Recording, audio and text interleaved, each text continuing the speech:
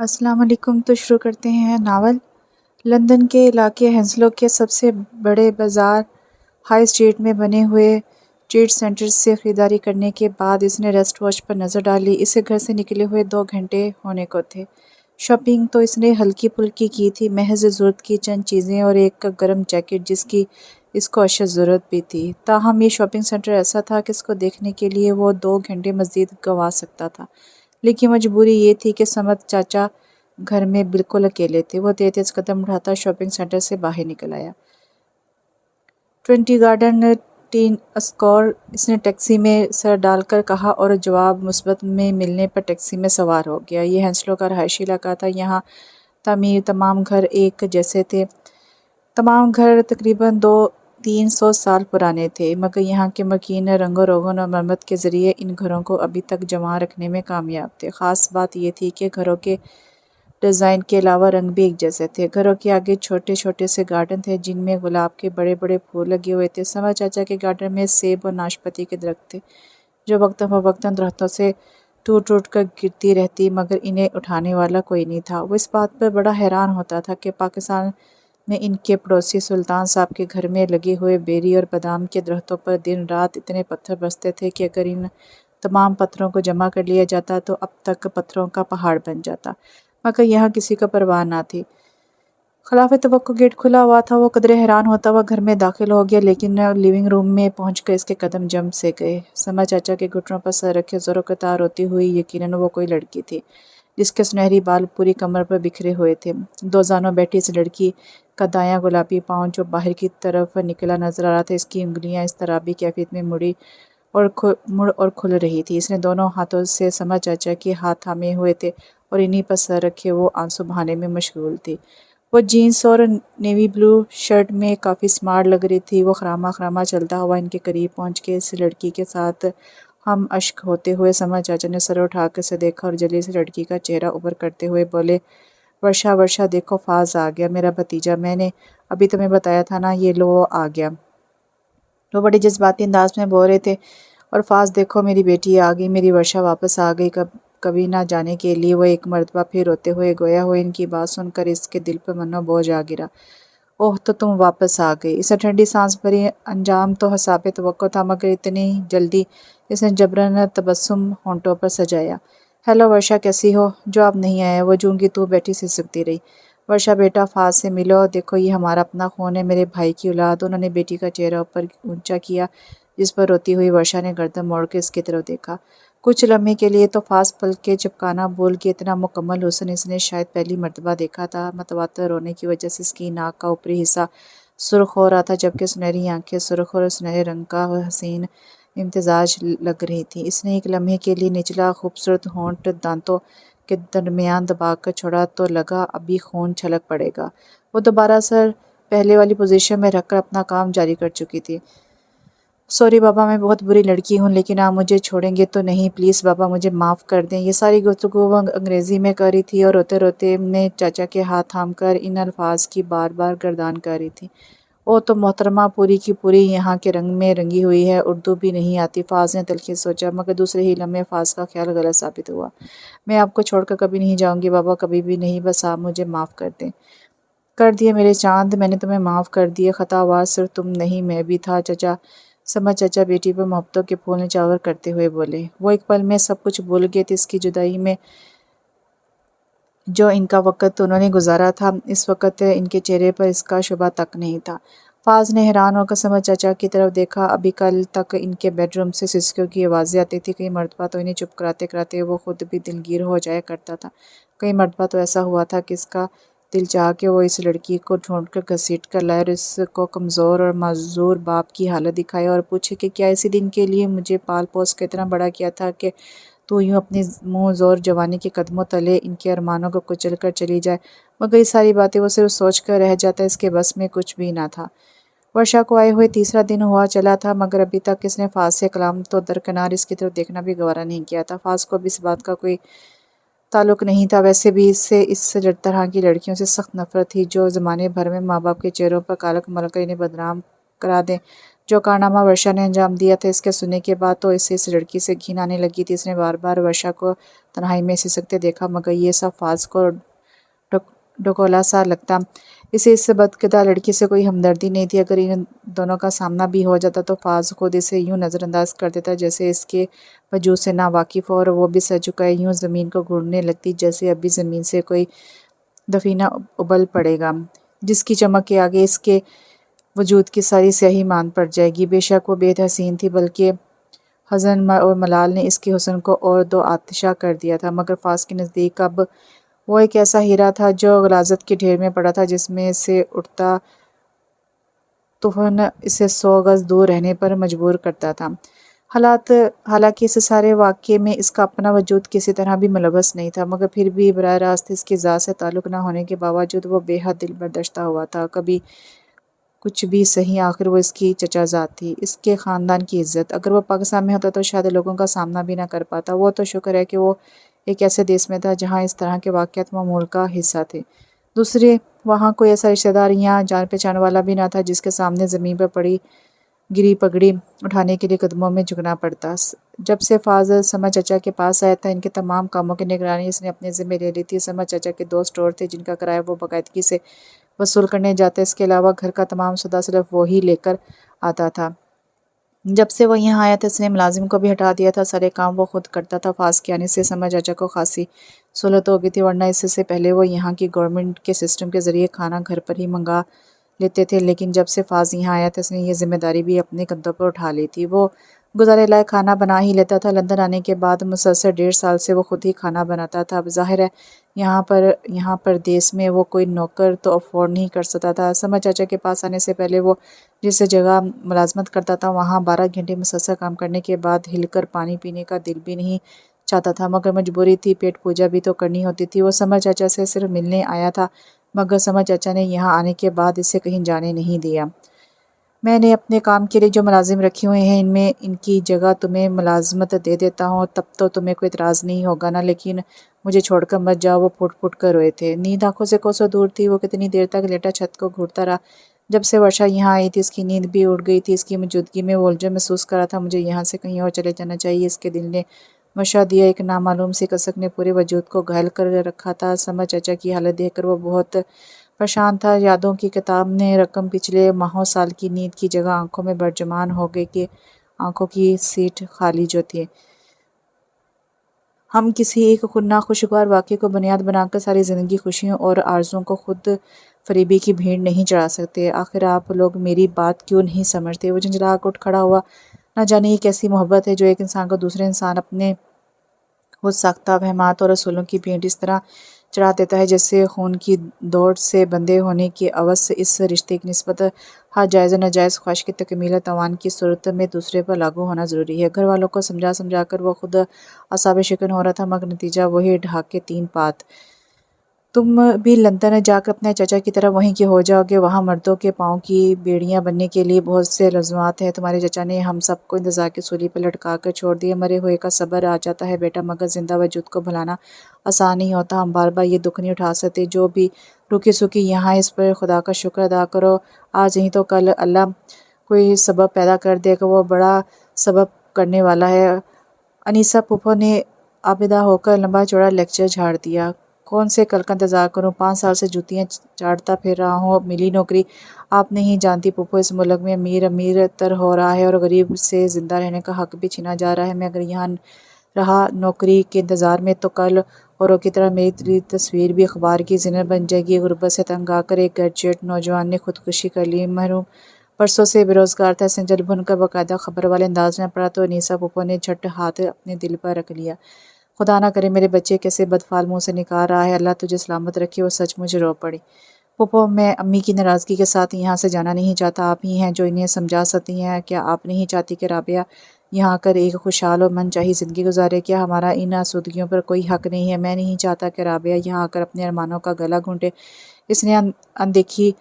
اس نے ان کی دکھتی رگ پر ہاتھ رکھا تھا۔ میں وعدہ کرتا ہوں جو ہی میرے پاس اتنی رقم ہو جائے گی کہ میں یہاں آ کر چھوٹا موٹا کاروبار کر سکوں، میں واپس آ جاؤں گا۔ آپ لوگ مجھ پر اعتبار تو کریں، میں سمجھ چچا نہیں ہوں۔ میرے بچے، انیسہ پھوپھو نے اسے گلے سے لگا لیا۔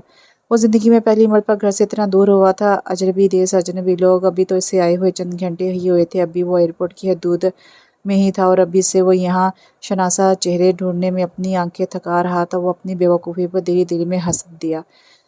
بعض اوقات یہ اجنبیت کی دیواریں بھی کتنی اونچی ہو جاتی ہیں کہ لاکھ کوشش کے باوجود دیوار کے پار دکھنے کی سعی میں برسوں کی سی تھکن چکنا چور کر دیتی ہے، مگر دیواریں راستہ بھی نہیں دیتی۔ وہ اپنے ایک دوست کے دیے ہوئے ایڈریس پر سیدھا ساؤتھ ہال پہنچا، جہاں اسے کے دوست شارک کے ماموں اور رہائش پذیر تھے۔ ٹیکسی ڈرائیور بآسانی اسے مطلوبہ ایڈریس پر لے گیا تھا۔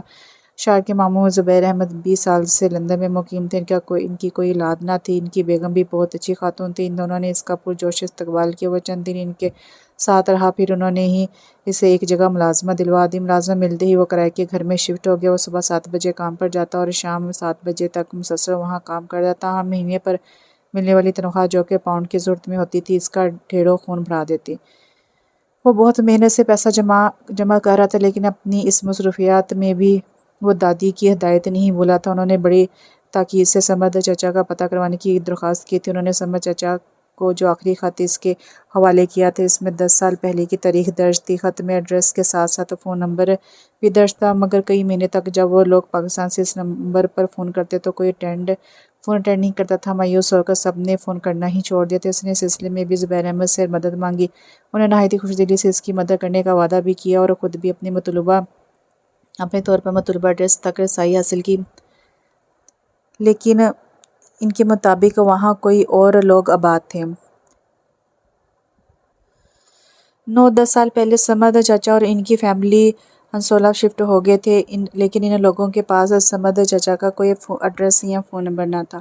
وہ حد درجہ مایوس ہو گیا اور وہ خود سمد چچا کا حال جاننے کے لیے بے چین تھا۔ اس کے ساتھ کام کرنے والے ایک پاکستانی لڑکے کو جب اس کی پریشانی کا علم ہوا تو اس نے بتایا کہ کچھ عرصہ پہلے تک وہ بھی ہنسولہ میں ہی رہائش پذیر تھا۔ اس کے تائیزاد بھائی عرفان اب بھی وہیں رہتے ہیں۔ ان کے سسر جو عرصہ دراز سے لندن میں مقیم ہے اور یہیں ساؤتھ ہال میں ریڈ لائن ہوٹل میں بطور مینیجر کام کرتے ہیں۔ وہ بہت سے پاکستانی خاندانوں میں شناسائی رکھتے ہیں۔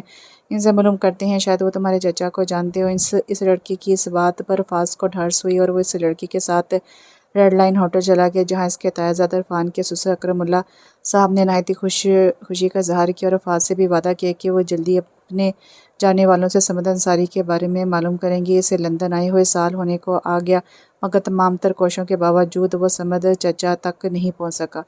فاض یار، یہاں گرین پیپ کے نام سے ایک کلب ہے جہاں عموماً پاکستانی گلوکار وغیرہ آ کر اپنے فن کا مظاہرہ کرتے ہیں۔ چونکہ وہاں پاکستانی فنکار آتے ہیں، لہٰذا انہیں سننا یقیناً یہاں مقیم پاکستانی بھی آتے ہوں گے۔ ہم ایسا کرتے ہیں، وہاں کے آرگنائزر سے جا کر بات کرتے ہیں، شاید وہ تمہارے چچا سے واقف ہوں۔ یار، اس دن جب وہ اپنے کام سے فارغ ہوا تو اس کا پاکستانی دوست سعیدی سے مشورہ دینے لگا۔ وہ بھی فاض کے ساتھ اس کے چچا کو ڈھونڈنے میں بڑی مدد کر رہا تھا۔ سمجھ چچا کو ڈھونڈنے کی تگودود میں وہ بے حد مصروف تھے۔ بالآخر پھر 1 سال 3 مہینے کے بعد وہ ایک صاحب کے ذریعے سمجھ چچا تک ہنسولہ جا پہنچا۔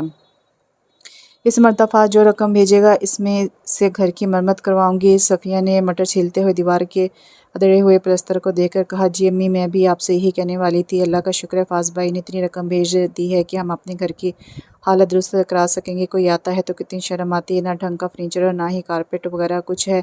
کچھ نہیں تو ایک عدد کارپیٹ ہی ڈرائنگ روم میں ڈلوا دیں۔ تانیہ منہ میں مٹر کا دانہ ڈالتے ہوئے بولی، نہیں، گھر کی مرمت کروانا تو چلو ضروری ہے، باقی کام میں فاض کے آنے کے بعد ہی کروں گی۔ پہلے ارم کے لیے کچھ جمع کر لوں۔ ویسے بھی بیٹا اتنی محنت سے وہ پیسہ ہمیں بھیج رہا ہے، اگر سب کچھ ختم کر کے بیٹھ جاؤں گی تو اس کے بھی دل میں خیال آ سکتا ہے کہ میری ماں نے سارا پیسہ اڑا دیا۔ وہ آ جائے اور اپنی مرضی سے جیسا چاہے خرچ کرے۔ صفیہ نے تانیہ کو سمجھانے کے انداز میں جواب دیا۔ تانیہ محض سر ہلا کر رہ گئی، حالانکہ اسے ماں کی بات سے قطعی اتفاق نہ تھا۔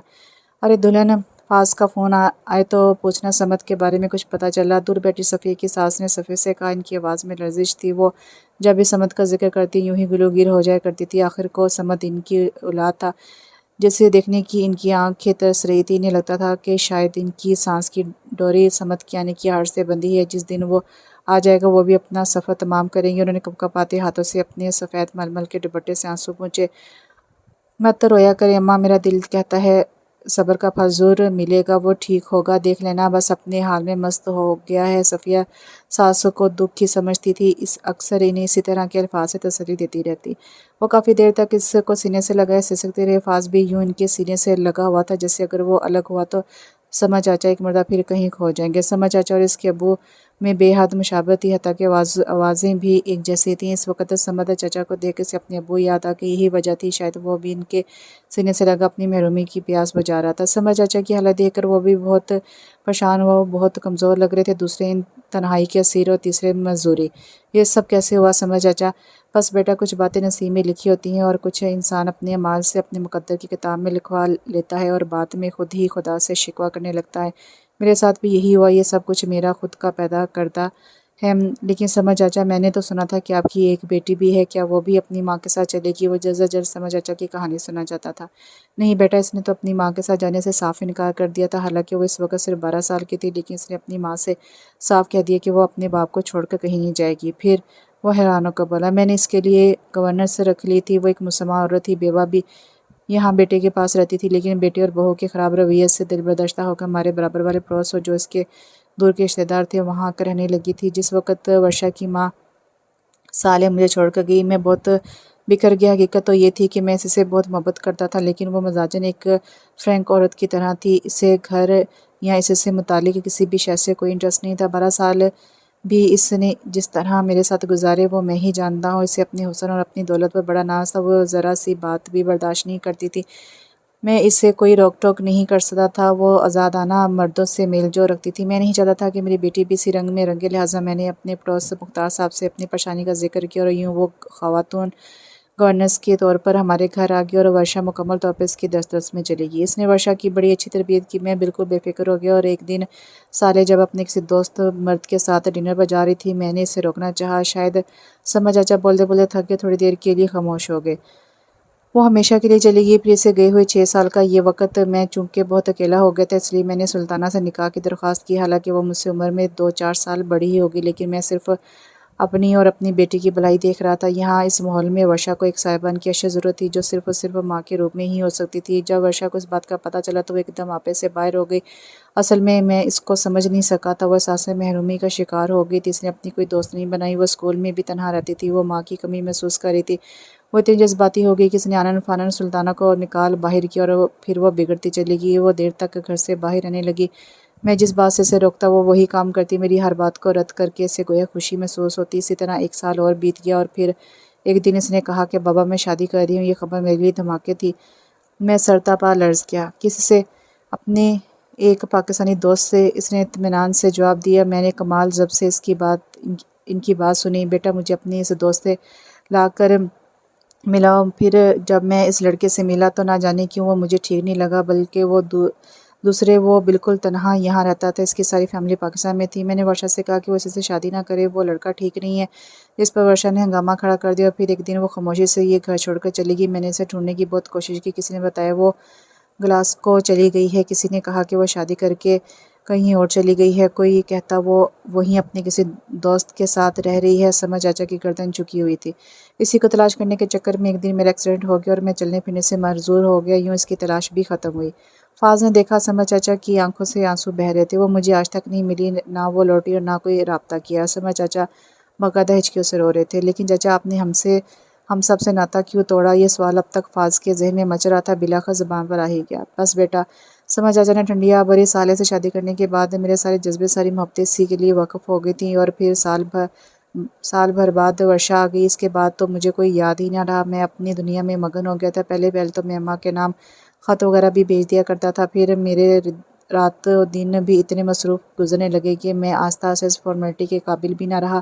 ہوش آیا بھی تو تب جب میری اپنی خوشیاں مجھ سے منہ موڑ چکی تھی۔ پہلی خوشیوں نے رستہ نہ دیا اور پھر غموں نے سب سے غافل کر دیے۔ ایک آدھا بار خیال آیا بھی تو شرمندگی کی ماری ہمت نہ کر سکا۔ یقین کرو بیٹا، تنہائی میں جب کبھی تم سب اور خاص طور پر اماں کی یاد آئی تو محبت کی یہ چنگاریاں پل بھر میں شعلہ بن کر میرے پورے وجود کو جھلسا دیتی تھیں۔ میں روز جیتا تھا اور روز مرتا تھا، کس منہ سے سب کو اپنی رودا سناتا، یہی سوچ کر کنارہ کر لیا کہ پہلے کون سا سب کو خوش کیا ہے جو اب سب سے ہمدردی کی توقع رکھوں۔ میں اپنے دکھ اکیلے جھیلنا چاہتا تھا اور جھیل بھی رہا تھا۔ میں نے اپنوں کو چھوڑا تھا نا، اس لیے صالحہ اور ورشا بھی مجھے چھوڑ گئی۔ ان کا پورا وجود لرز رہا تھا، کسی خزاں رسیدہ پتے کی مانند جو تند و تیز ہواؤں کے رحم و کرم پر ہو۔ آپ نے صرف اپنے آپ پر ہی نہیں، ہم سب پر بھی ظلم کیا ہے سمجھ چاچا۔ آپ کو ہمارے اوپر اعتبار کرنا چاہیے تھا۔ کیا ہم رشتوں کی اتنی نازک ڈور میں بندے تھے کہ ہلکی سی رنجش یا معمولی سی کوئی خالش اس رشتے کی ڈور کو یوں بے دردی سے توڑ دیتی۔ نہیں سمجھ چچا، یہ صرف آپ کی خود ساختہ سوچ تھی جس نے ایک ماں سے اس کا بیٹا چھین لیا۔ آپ کو ایک لمحے کے لیے بھی اپنی بوڑھی ماں کا خیال نہ آیا جو آپ کے انتظار میں سولی پہ لٹکی ہوئی ہے۔ ان کے اندر کچھ بھی نہیں ہے، صرف سانس ہے جو شاید آپ کے آنے کی منتظر ہے۔ بہت یاد کرتی ہیں دادی، اور اب میں آپ کو لے کر جاؤں گا۔ میں نے دادی سے وعدہ کیا ہے کہ میں آپ کو ساتھ لے کر پاکستان آؤں گا۔ میں آج ہی آپ کے ملنے کی اطلاع دوں گا۔ آپ میرے ساتھ چلیں گے نا؟ فاض نے سمد کے دونوں ہاتھ تھام کر پوچھا۔ ایک ادھورا انسان وہاں جا کر کیا کرے گا؟ انہیں کہہ دو کہ سمد انصاری مر گیا ہے، قرار آ جائے گا۔ میری ماں کو کہہ دو کہ ختم کرے اپنا انتظار، مر گیا سمد، مر گیا سمد۔ چچا اس کے ہاتھوں پر سر رکھ کر تڑپ تڑپ کر رو دیے۔ میں سب کو کیسے بتاؤں گا کہ میری بیٹی چلی گئی مجھے چھوڑ کر؟ مجھ میں اتنی سکن نہیں ہے فاض، نہیں ہے مجھ میں اتنی ہمت۔ اس وقت تو فاض کا دل اس اندیکھی لڑکی کے لیے نفرت سے بھر گیا جس نے جیتے جی اپنے باپ کو مار دیا تھا۔ ہوں بد کردار ماں کی بد کردار بیٹی، اس نے نفرت سے سر جھٹک دیا۔ آئے ہائے، میرا دل کیوں مسر رہا ہے؟ میرا بچہ کیسے اکیلے اتنے دکھ جھیل رہا ہے؟ مالک اتنے دنوں میں خبر بھی ملی تو کس طرح؟ ہائے میرے اللہ، میں کیا کروں؟ کیسے اسے اپنے سینے سے لگا کر دلاسا دوں؟ ان کے بوڑھے لرزتے وجود کی ایک شکن سراپا احتجاج تھی۔ بس ہو جائے اماں، مت ہلکان کرے اپنے آپ کو، سزا ملی ہے اسے اپنوں سے دور رہنے کی۔ اتنا سنگ دل انسان میں نے زندگی میں نہیں دیکھا جو ماں تک کو نہ یاد رکھ سکا۔ دولت کیا ایسی بھی کیا مستی کہ انسان خون سے بھی مکر جائے؟ مگر دیکھ لے خدا کی لاٹھی، بے آواز اس نے ماں کو تڑپایا، آج خود اپنی اولاد کے لیے تڑپ رہا ہے۔ جانے کس خاندان میں شادی رچائی تھی جو اتنا گندا خون نکلا؟ صفیہ نے ساز کیا ہوزاری دیکھ کر اچھا خاصا لیکچر دے دیا۔ نہ دلہن ایسے نہ بول، میں نے اسے معاف کیا، میرے خدا نے معاف کیا۔ انہوں نے دونوں ہاتھ آسمان کی طرف اٹھا کر گڑ گڑا کر کہا، بس اب اس کی مشکل ختم ہو جائے، میرے بیٹے کو قرار آ جائے، اس کی خوشی کی خبر مل جاتی تو میں یوں نہ تڑپتی۔ بوڑھے وجود پر لرزہ سا طاری تھا۔ بس کرے اماں، چپ ہو جائیں، اللہ بہتر کرے گا۔ صفیہ نے ایک دم ساس کو گلے لگاتے ہوئے تسلی دی۔ اب انشاءاللہ میرا فاض لے کر آئے گا سمد کو، آپ دل چھوٹا مت کرے۔ صفیہ کو ایک دم اس ناتو وجود پر ترس آ گیا جو بیٹی کی جدائی میں کبھی اتنا تڑپ کر نہیں روئی تھی جیسے اب اس کی پریشانی اور معذوری کی خبر پر تڑپ رہی تھی۔ اور اب وہ واپس آ گئی تھی، وہ ایک دم خیالوں کی دنیا سے واپس آ گیا۔ ورشا کا خیال آتے ہی اس کے حلق تک تلخی بھر گئی۔ وہ محسوس کر رہا تھا کہ جب سے ورشا واپس آئی چچا کافی بہتر نظر آنے لگے تھے، اور وہ بھی پوری تندہی سے باپ کی خدمت گزاری میں لگی رہتی۔ فاضل نے محسوس کیا کہ ورشا یا تو سمجھ چچا کے کاموں میں لگی رہتی یا پھر کسی کونے میں بیٹھی خاموش خلاؤں میں گڑتی رہتی۔ فاضل سے کسی قسم کی کوئی بات کرنے کی اس نے قطعاً کوئی کوشش نہیں کی تھی، حالانکہ سمجھ چچا اکثر اسے کہتے رہتے کہ ورشا بات کیا کرو، بولا کرو، فاضل کے ساتھ بات کر لیا کرو، مگر وہ ہوں ہاں کر کے وہاں سے اٹھ جاتی، اور فاضل تو اس سے بات کرنا درکنار اس کی طرف دیکھنا بھی گوارا نہیں کر رہا تھا، اور اب تو وہ پوری سنجیدگی سے یہاں سے جانے کے بارے میں سوچنے لگا۔ لیکن بیٹا، یہ گھر اتنا بڑا ہے کہ 3 نفوس اس میں بآسانی سما سکتے ہیں، پھر تم یہاں سے کیوں جا رہے ہو؟ سمجھ چچا اس کے جانے کا سن کر خاصے افسردہ دکھائی دے رہے تھے۔ دراصل چچا، میں نے ایک جگہ ملازمت کی بات کی تھی، دیکھے نا اب آپ کے پاس ورشا آ گئی ہے، یقیناً وہ یہ سب ذمہ داری اٹھا سکتی ہے۔ جہاں مجھے ملازمت ملی ہے وہیں قریب میں گھر بھی ہے جو پیئنگ گیسٹ کے لیے خالی ہے۔ میں نے سوچا اتنی دور آ جانے کی جھنجھٹ سے بچ جاؤں گا، لیکن آپ بے فکر ہیں، میں یہاں آتا رہوں گا، اور آپ کو جو کوئی بھی کام ہو مجھے بلا تکلف کہہ دینا۔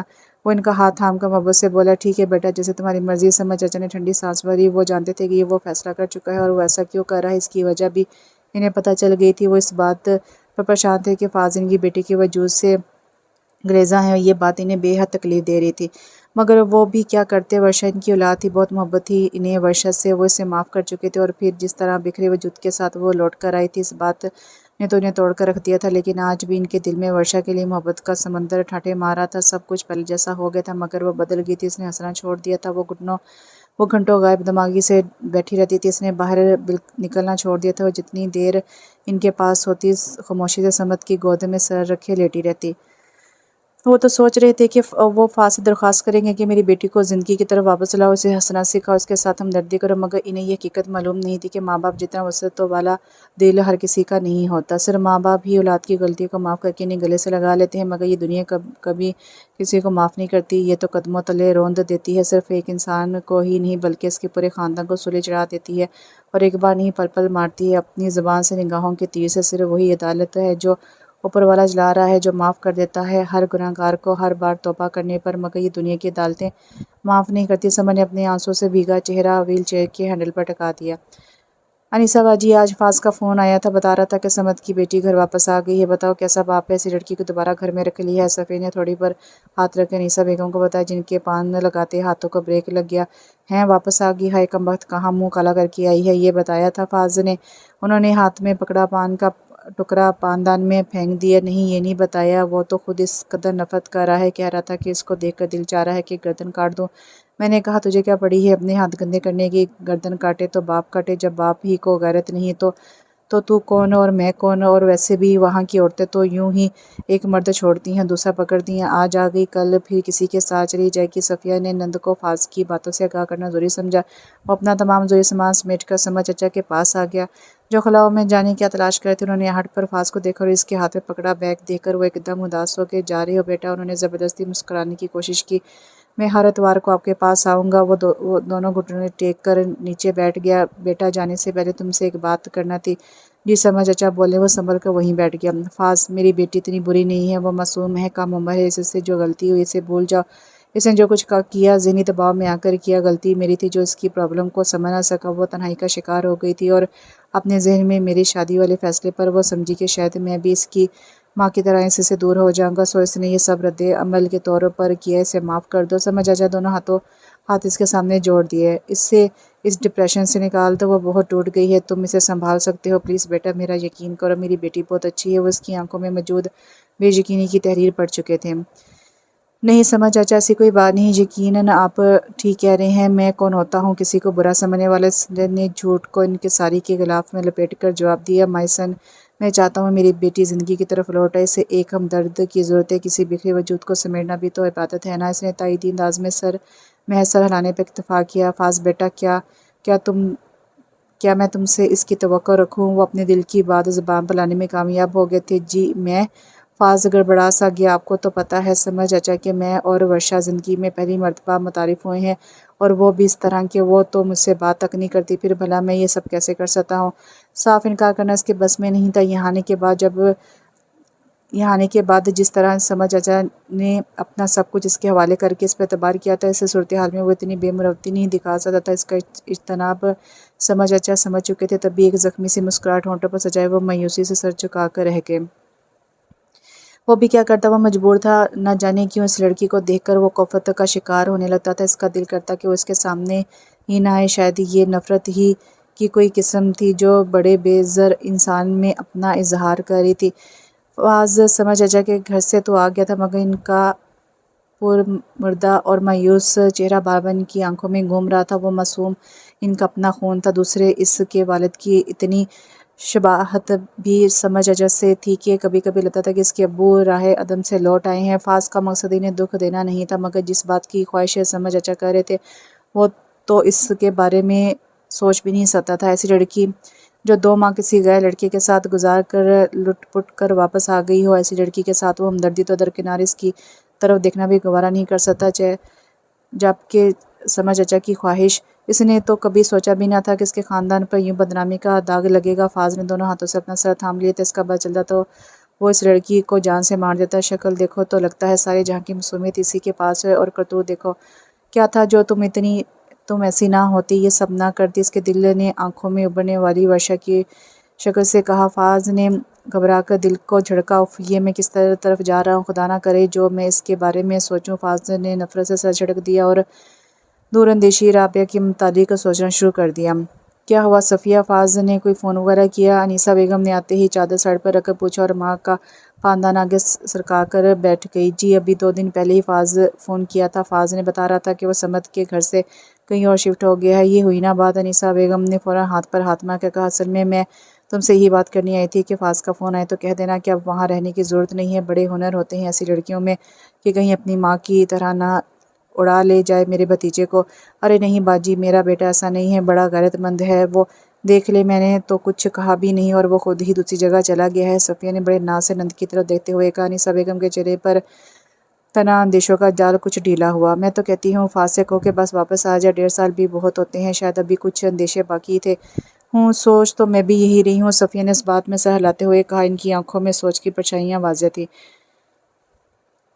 گارڈین 10 اسکور کے مقابلے میں یہ لڑکا تھوڑا پسماندہ تھا۔ شروع میں تو اس کا یہاں دل ہی نہیں لگ رہا تھا، کہاں وہ ہرا بھرا سا صاف ستھرا علاقہ۔ صبح جب وہ چہل قدمی کے لیے نکلتا تو آس پڑوس کی عورتیں اپنے اپنے کتوں کو لیے چہل قدمی کرتی ملتی۔ وہ سب سے ہیلو ہائی کرتا ہوا آگے نکل جاتا۔ اس ایک کمرے کے فلیٹ میں وہ پیئنگ گیسٹ کے طور پر رہ رہا تھا، جس میں اٹیچڈ باتھ اور کچن کی سہولت موجود تھی۔ آج چھٹی کا دن تھا۔ وہ بیڈ پر آڑا ترچھا پڑا انگڑائیاں لے رہا تھا۔ پورے ہفتے شدید محنت کے بعد چھٹی کا دن کسی عید سے کم نہیں ہوتا۔ یہاں وہ ایک اسٹور میں بطور ہیلپر کام کر رہا تھا۔ صبح 8 بجے سے شام 7 بجے تک مسلسل کام کرنا یقیناً بڑا محنت طلب کام تھا۔ اسٹور کی اشیاء کی دیکھ بھال، صاف ستھرائی سب اس کے ذمہ تھی۔ جب سے وہ یہاں آیا تھا، ہر اتوار کو سما چاچا کی طرف ضرور جاتا اور اپنے طور پر کوشش کر کے ان کے سارے کام نپٹا دیتا تھا۔ آج بھی وہ وہیں جانے کا سوچ رہا تھا، مگر سستی اجازت نہیں دے رہی تھی۔ پھر بھی وہ ہمت کر کے اٹھا، تیار ہو کر باہر نکل آیا۔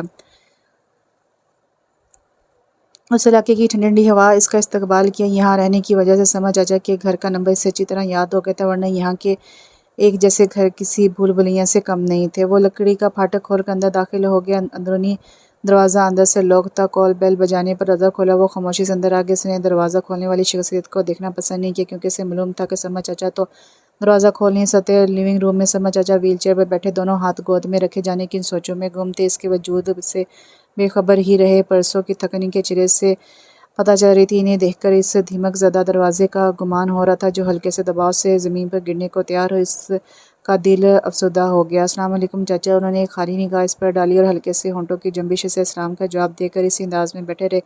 کیسے ہیں چاچا؟ فاضل نے قریب پڑے ہوئے کشن پر بیٹھتے ہوئے کہا۔ اس بات پر جس طرح سما چاچا نے پلکیں اٹھا کے اسے دیکھ کر اسے لگا جیسے وہ کسی دھاگے سے بنے ہوئے پل پر کھڑے ہوں، جہاں لبوں کی ہلکی سی جنبش انہیں گہرے پتال میں گرا دے گی۔ اور پھر انہوں نے ہولے ہولے اپنے لرزتے ہاتھ اٹھائے اور اس کے سامنے جوڑ دیے۔ کیا بات ہے سما چاچا؟ وہ بے حد پریشان ہو گیا تھا۔ اس نے گھبرا کے ان کے ہاتھ تھام لیے۔ میری بیٹی کو بچا لو، وہ مر جائے گی، وہ بہت ڈپریس ہے، وہ کچھ کر لے گی۔ کل اگر میں نہ دیکھ لیتا تو وہ سلیپنگ پلز کھا کر سو جاتی ہمیشہ ہمیشہ کے لیے۔ وہ تڑپ تڑپ کر رو دیے۔ کیا؟ فاضل نے حیران ہو کر پوچھا۔ ہاں بیٹا، کل جب اس نے مجھے روتے دیکھا تو میرے پاس آ گئی اور کہنے لگی کہ بابا مجھے پتہ ہے کہ آپ میری وجہ سے دکھی ہیں، کیونکہ آپ کا بھتیجا بھی مجھ سے نفرت کرتا ہے، بلکہ وہ کیا اس کے سارے گھر والے مجھ سے نفرت کرتے ہوں گے۔ کاش بابا میں لوٹ کر نہ آتی، وہیں کہیں مر کھپ جاتی۔ کاش آپ کو میری وجہ سے اتنی ذلت نہ اٹھانی پڑتی۔ لیکن آپ پریشان نہ ہوں، سب ٹھیک ہو جائے گا، آپ بالکل پریشان نہ ہوں۔ اب آپ کو کوئی کچھ نہیں کہے گا۔ یہ کہہ کر وہ اپنے کمرے کی طرف بڑھ گئی۔ مجھے کسی انہونی کا احساس ہوا۔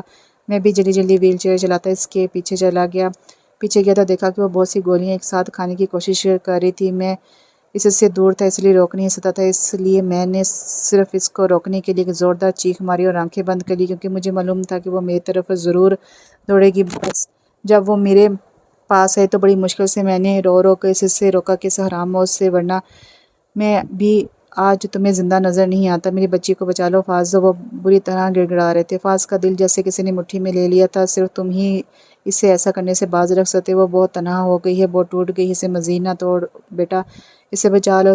سما چاچا بری طرح تڑپ رہے تھے۔ میری زندگی کا کوئی بھروسہ نہیں، بس اتنی التجا ہے اسے پاکستان لے جانا، لیکن پہلے مجھ سے وعدہ کرو کہ تم میری بیٹی کو سہارا دو گے، میری خاطر، اپنے چاچا کی خاطر۔ وہ بری طرح پریشان ہو گئے تھے۔ اس کی سمجھ میں نہیں آ رہا تھا کہ اپنی بات سما چاچا پر کیسے واضح کرے، کیسے بتائے کہ وہ وہاں کسی کو انتظار کی راہوں پر تنہا چھوڑ کر آیا ہے۔ وہ اپنے گھر والوں کے اعتماد کو ٹکڑے ٹکڑے نہیں کر سکتا۔ وہ اپنے عہد کو نبھانا چاہتا ہے جو اس نے انیسہ پھوپھو سے کی ہے، امی سے کی ہے۔ سما چاچا آپ گھبرائیں نہیں، کچھ نہیں ہوگا، میں ورشا کو سمجھاؤں گا۔ وہ انہیں تسلیاں دے کر ورشا کے پاس چلا آیا، جو کرسی کی پشت سے ٹیک لگائے آنکھیں موندے بھیگی ہوئی تھی۔ غالباً وہ کچھ دیر پہلے روئی تھی، پلکیں ایک دوسرے سے چپکی ہوئی تھی۔ فاضل نے کمرے میں پہنچ کر زور سے دروازہ بند کیا۔ ورشا نے چونک کر آنکھیں کھولی اور اسے اپنے کمرے میں دیکھ کر حیران ہوتے ہوئے کھڑی ہو گئی۔ تم سمجھتی کیا ہو اپنے آپ کو؟ اس سے پہلے کہ وہ کچھ کہتی، فاضل نے الٹا اسے سے انوکھا سوال کر ڈالا۔ وہ بھلا اپنے آپ کو کیا سمجھے گی جو اپنے وجود سے ہی انکاری ہے؟ اس نے تلخی سے سوچا، تاہم وہ ابھی تک خاموش ہی کھڑی تھی۔ کیا چاہتی ہو تم؟ بولو۔ ایک اور حیران کن سوال۔ وہ بھلا کیا چاہے گی جس کی دسترس سے سکون جیسی قیمتی شے بھی دور ہو گئی ہو؟ ایک بہم سی مسکراہٹ اس کے لبوں کو چھو کر دور ہو گئی۔ اس کا چہرہ تاثرات سے عاری ہو گیا، یوں گویا کسی نے زندگی کے صفحے پر کوئی تحریر لکھ کر مٹا ڈالی ہو، اور وہ آسکی سے چلتی ہوئی کھڑکی میں کھڑی ہو گئی۔ روز روز مارنے سے بہتر ہے کہ اپنے باپ کو ایک ہی مرتبہ مار دو۔ کیوں سولی پر لٹکا رکھا ہے تم نے انہیں؟ جو خود پچھتاووں کی سلیب پر لٹکا ہو، وہ بھلا کسی کو کیسے سولی پر چڑھا سکتا ہے؟ مرے ہوئے انسان کبھی کسی کو مارا کرتے ہیں۔ ورشا کی آنکھوں میں بستی زیر آب آ گئی۔ وہ مٹھیاں بھینچ کر رہ گیا۔ دیکھو ورشا بی بی، تم اتنی غیرت کا مظاہرہ کرنے کی ضرورت نہیں ہے، ویسے بھی جس جگہ تم رہ رہی ہو وہاں تو اس طرح کی حرکتیں بہت عام ہیں۔ تم جس سے نہ جانے کتنی یورپن لڑکیاں یوں ہی گھروں سے نکل کر اپنے بوائے فرینڈز کے ساتھ دن رات رنگین کرنے چلی جاتی ہیں، پھر تمہیں کس بات پر شرمساری؟ تم نے بھی تو صالحہ بیگم کی بیٹی ہونے کا ثبوت دیا، اور اگر اتنی ہی شرم و غیرت موجود تھی تو یہ سب کرنے سے پہلے سوچا ہوتا۔ بات سنیں مسٹر فاضل انصاری، میں آپ کے سامنے جواب دہ نہیں ہوں، اور رہا میری ماں کا سوال تو میں صالحہ بیگم کی کوکھ سے پیدا ضرور ہوئی ہوں، لیکن میرے رگوں میں دوڑنے والا لہو انصاری فیملی کا ہے، اس لیے آپ مجھے شٹ اپ۔ فاض سے اپنے خاندان کی تذلیل برداشت نہ ہو سکی۔ میں تمہارے اور اپنے درمیان موجود رشتے کو اپنے لیے گالی سمجھتا ہوں، سمجھی تم؟ جی ہاں، بہت اچھی طرح سمجھ چکی ہوں۔ بہت آسان ہے کسی پر فرد جرم عائد کر دینا، کیونکہ کسی بھی انسان کو نظروں سے گرانے کے لیے چند غلیظ لفظوں کی ہی ضرورت تو ہوتی ہے، بلکہ بعض اوقات تو آپ جیسے لوگ اپنی زبان کو بھی زحمت نہیں دیتے، بلکہ اپنی منفی سوچ، سطحی ذہنیت اور نظروں کے وار سے ہی مقابل کو چت کر دیتے ہیں۔ یہ بھی آپ ہی جیسے لوگوں کا وتیرہ ہے۔ گرے ہوئے کو گرانے کی ضرورت نہیں پڑتی مس ورشا، جو پہلے ہی سطح سے لگا ہوا ہو اس کے لیے اپنی زبان یا نگاہ کو زحمت دینے کی ضرورت نہیں ہوتی، اور تمہارا شمار بھی انہی لوگوں میں ہوتا ہے۔ اپنا حساب چکانے کے بعد وہ وہاں رکا نہیں، لمبے لمبے ڈگ بڑھتا باہر نکل گیا۔ سمجھ چاچا، کیا ہوا آپ کو؟ وہ گھبرا کے ان کی طرف دوڑا۔ وہ شاید ویل چیئر سے اٹھنے کی کوشش میں نیچے گر گئے تھے، ان کے ماتھے اور ہتھیلیوں پر ٹھنڈے پسینے کی نمی تھی۔ وہ شاید کچھ کہنا چاہ رہے تھے لیکن زبان ساتھ نہیں دے رہی تھی۔ کیا بات ہے سمجھ چاچا، آپ ٹھیک تو ہیں نا؟ فاض کو احساس ہوا کہ وہ یوں ہی نیچے نہیں گرے، بلکہ شاید انہیں مگر سوچ کا سلسلہ درمیان میں ہی رہ گیا۔ سمجھ چاچا اپنا دایاں ہاتھ سینے پر رکھے لمبے لمبے سانس لینے لگے۔ فاض کو فوراً صورتحال کی سنگینی کا احساس ہوا، اور وہ ایک لمحے کی تاخیر کے بغیر انہیں لے کر ہاسپٹل جا پہنچا۔ انہیں آئی سی یو میں رکھا گیا تھا۔ ہارٹ اٹیک خاصا شدید تھا۔ ڈاکٹرز نے 48 گھنٹے کا ٹائم دیا تھا کہ 48 گھنٹوں کے اندر ان کی ای سی جی رپورٹ درست نہ ہوئی تو کچھ بھی ہو سکتا ہے۔ ڈاکٹر نے سمجھ چاچا سے ملنے کی اجازت دے دی تھی، لیکن صرف ایک فرد کو۔ ورشا فوراً اندر ان کے پاس چلی گئی۔ وہ رات سے ہاسپٹل کی بینچ پر بیٹھی دعائیں مانگ رہی تھی، متاثر ہونے کی وجہ سے اور شب بیداری کے باعث اس کی آنکھوں کے پپوٹے سوجے ہوئے تھے۔ فاض کو اپنے رویے پر تھوڑی سی شرمندگی محسوس ہوئی تھی۔ اس نے دراصل کبھی بھی کسی کو اپنی زبان سے رنج پہنچانے کی کوشش نہیں کی تھی، مگر ورشا کو دیکھ کر نہ جانے کیوں وہ اپنے جذبات پر قابو نہیں رکھ پاتا تھا۔ لیکن اب اگر خدا نخواستہ سمجھ چاچا کو کچھ ہو گیا تو اس کا کیا ہوگا؟ یہ وہ حقیقت تھی جس سے انکار ممکن نہ تھا۔ اسی سوچوں کے تانے بانے بنتا وہ کوریڈور میں ٹہرا تھا، تبھی ورشا اس کے نزدیک آ کر رکی۔ آپ کو پاپا بلا رہے ہیں۔ اس کی آواز بھیگی ہوئی تھی۔ فاض جلدی سے سمجھ چاچا کے کمرے میں پہنچ گیا۔ سمجھ چاچا، اس نے آہستگی سے پکارا۔ ان کے زرد چہرے پر مایوسی، رنج اور پریشانی کے ڈیرے ڈال رکھے تھے۔ اسے ایک دم افسوس نے آن گھیرا۔ اس نے دیکھا سمجھ چاچا کی آنکھوں کے گوشے بھیگ رہے تھے، یوں جیسے ہلکی ہلکی بوندوں کے بعد برتن لرزیز ہو کر چھلکنے کو بےتاب ہو۔ انہوں نے اپنا کمزور ہاتھ اٹھا کر فاض کے ہاتھ میں دیا۔ فاض نے فرتے جذبات محبت سے ان کے ہاتھ کی پشت پر بوسہ دیا اور بالوں میں ہاتھ پھیر کر بولا، کیسی طبیعت ہے چاچا؟ سمجھ چاچا نے نفی میں گردن ہلائی۔ آپ پریشان نہ ہوں، انشاءاللہ سب ٹھیک ہو جائے گا۔ اس نے انہیں دلاسا دیا۔ بعض دفعہ دلاسے بھی کسی قیامت سے کم نہیں ہوتے۔ لاکھ لہجے کو مضبوط کرو، لیکن زبان کی لڑکھڑاہٹ سارے راز عیاں کر دیتی ہے، جیسا اس وقت اس کے ساتھ ہو رہا تھا۔ فاض، میری بیٹی کا خیال رکھنا۔ الفاظ ٹوٹ کر ادا ہو رہے تھے۔ ہاں سمجھ چاچا، آپ بالکل پریشان نہ ہوں، آپ جلدی سے ٹھیک ہو جائیں، پھر ہم تینوں پاکستان چلیں گے۔ نہیں، تم وعدہ کرو ورشا سے شادی کرو گے؟ انہوں نے اپنے لرزتے ہاتھ اس کے سامنے جوڑ دیے۔ سمجھ چاچا، کیا کروں؟ وہ حد درجہ پریشان ہو گئے۔ اس کا دل چاہا کہ وہ سمجھ چاچا کو آس دلا دے تاکہ وہ اس جان گھسیل صورتحال سے باہر آ سکے، لیکن یہ تو دھوکہ ہوگا۔ ایک مرتے ہوئے انسان کے ساتھ اس کے ضمیر نے آئینہ دکھایا۔ بات یہ نہیں تھی کہ وہ صرف ورشا سے نفرت کی بنا پر قبول کرنے سے انکاری تھا، اصل بات یہ تھی کہ وہ اپنے عہد پر قائم رہنا چاہتا تھا جو اس نے گھر والوں سے کیا تھا۔ وہ رابعہ کو مایوس کرنا نہیں چاہتا تھا، وہ اسے واپس آنے کی آس دلا کر آیا تھا، اور اگر ایک کو مایوسی کی دلدل سے نکالتا ہے تو دوسرے کو اس اندھے کنویں میں دھکیلنا ہوگا۔ اس کے پاس دو راستے تھے، اگر ایک راستے پر جاتا تو دوسرے راستے سے ابھرنے والی سسکیاں اس کے قدم تھام رہی تھی۔ وہ درمیان میں کھڑا تھا، ایک طرف اس کا عہد رابعہ کی شکل میں تھا تو دوسری طرف سمجھ چاچا کی التجا۔ بڑے ضعف کی بات تھی کہ وہ اس وقت اپنے لیے نہیں بلکہ دو انسانوں کے لیے پریشان تھا۔ وہ کسی کو دکھ نہیں دینا چاہتا تھا، لیکن ایک مرتے ہوئے انسان کو غم سے آزادی دلا کے اس کو قرار دینا چاہ رہا تھا، ایک ایسے انسان کو جسے زندگی میں خوشیاں کم اور غم زیادہ ملے ہوں، جو عادی زندگی اپنوں کی قربت سے دور رہا ہو، جسے پچھتاووں کی آگ نے جھلسا کر رکھ دیا ہو۔ اس کو کم سے کم اتنا حق ضرور ملنا چاہیے کہ وہ مرتے وقت ایک فرسودہ مسکراہٹ ہی دنیا سے لے کر جائے۔ اس کے دل نے سمجھ چاچا کی خواہش کا احترام کرنے کا درس دیا۔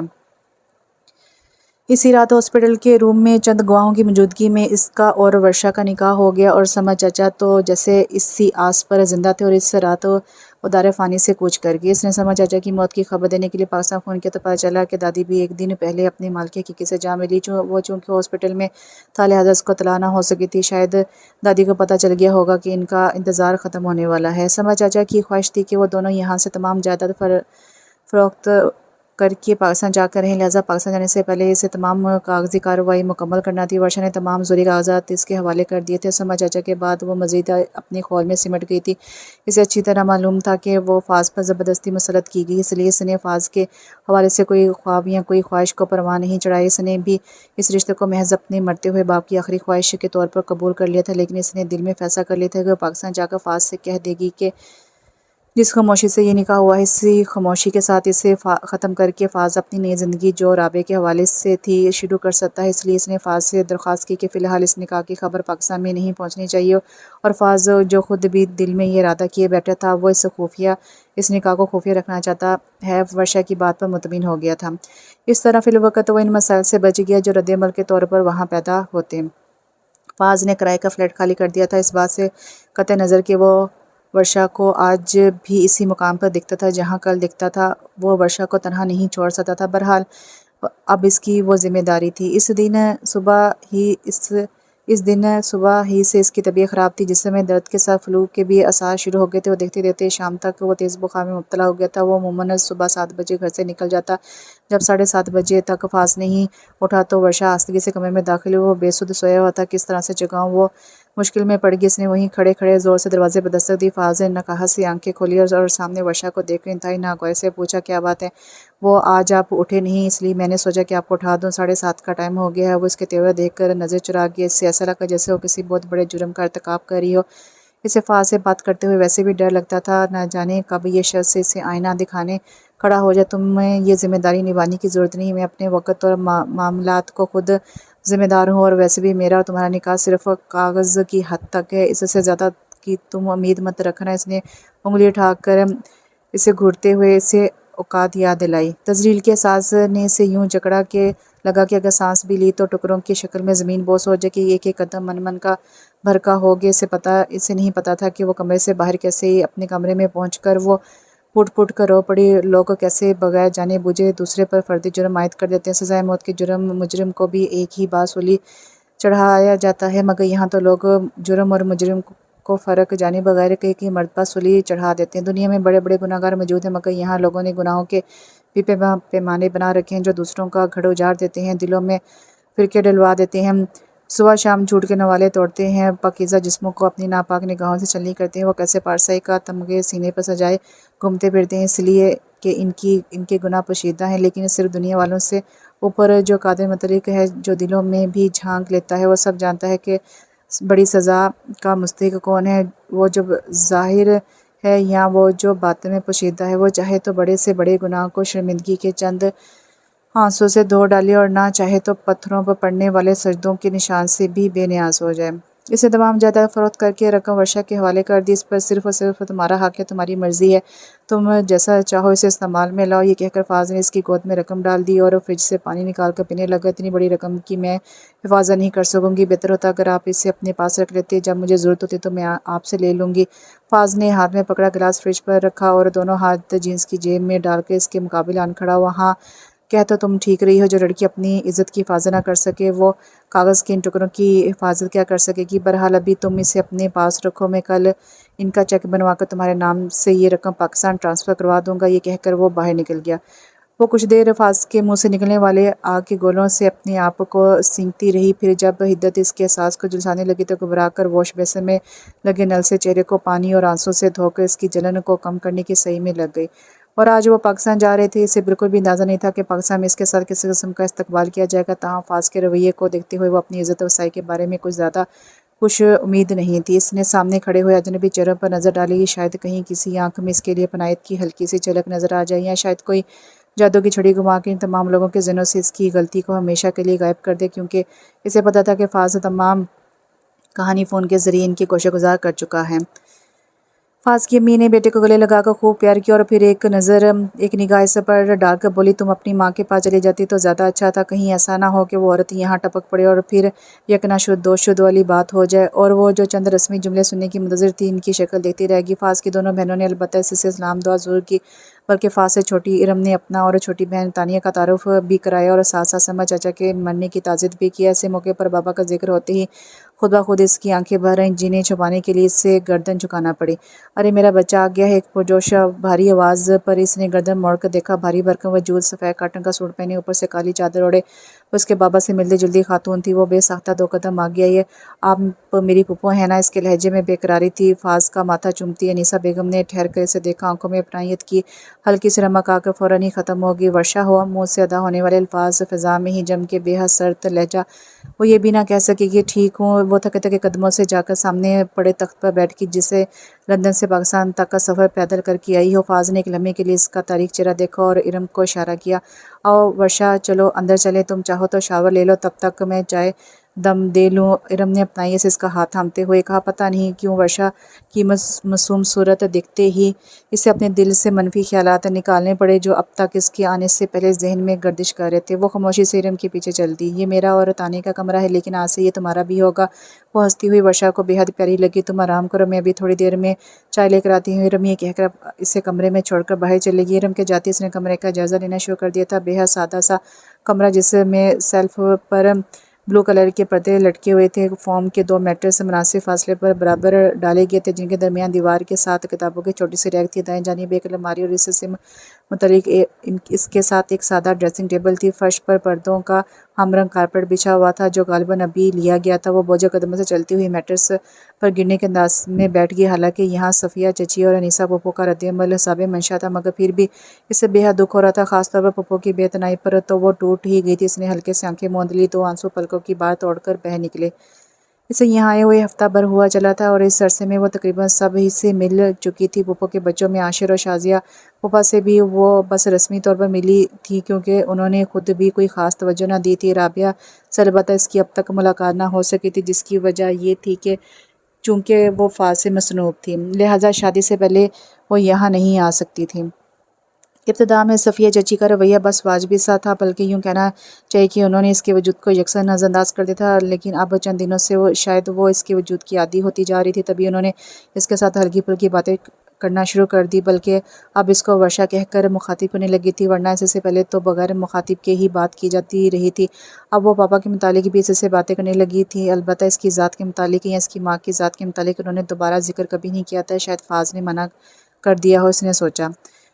वर्षा, चलो तैयार हो जा, पप्पो के घर जाना। हिरम ने कमरे में झांक कर इतला दी। अनीसा पप्पो के घर। वर्षा के लहजे में बेसाख्तगी थी। ज़ाहिर है तुम्हारी एक ही पप्पो है। हिरम हंसकर लौटी, लेकिन अनीसा पप्पो के साबका रवैये को याद करके वो कुछ अफसुदा सी होगी। नहीं हिरम, तुम लोग जाओ, मैं घर ही पर ठीक हूँ। अरे इरम इसका ग्रेस समझ चुकी थी। अपने आप को हकीकत की दुनिया में लाओ वर्षा, यहाँ लोग आसानी से किसी की गलती माफ़ नहीं करते। हाँ, अलबत्ता मुकाबिल अगर खुद मजबूती से डट जाए, ढीठ बन जाए, तो लोग ज़्यादा देर तक दीवारों से सर नहीं फड़ा करते। मेरा मशा मानो तो तुम भी यही करो। मैं सिर्फ तुम्हारी कज़न ही नहीं, अच्छी दोस्त भी साबित हो सकती हूँ, अगर तुम चाहो तो।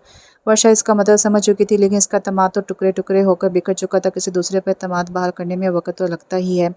चलो उठो, फ़ौरन तैयार हो जाओ, शाबाश हरिये। पर इरम ने इसे सोचो के बनवर से निकाल कर प्यार से हुक्म दिया। इरम की बातों से इसके दिल पर छाया गुबार किसी हद तक चढ़ चुका था। इसने इरम का दिया हुआ पैरेट ग्रीन कॉटन का सूट निकाल कर पहना। इसी मैचिंग के इयरिंग्स और होंठों पर पिंक शेड लिपस्टिक लगाकर वो अपनी तैयारी मुकम्मल कर चुकी थी। वाह ब्यूटीफुल वर्षा, ये कलर तुम पर कितना सूट कर रहा है। तानिया ने खलूस दिल से तारीफ की। अम्मी वर्षा को देखें। तानिया कमरे से निकलती सफ़िया से मुखातिब हुई। माशाल्लाह, चादर ओढ़ती सफ़िया ने बेसाता कहा और इसके दिल ने इन अल्फाज की गर्दान पर कितनी ही देर तक सर धना। इतनी सरशारी शायद ही कभी ज़िंदगी में महसूस हुई हो। ज़िंदगी की ये अनमोल घड़ियाँ, जब दिल की धड़कनें ज़िंदगी के बता दें, इसकी ज़िंदगी में शायद पहले नहीं आई थी। इस पल इसने अपने आप को हल्का फुल्का महसूस किया।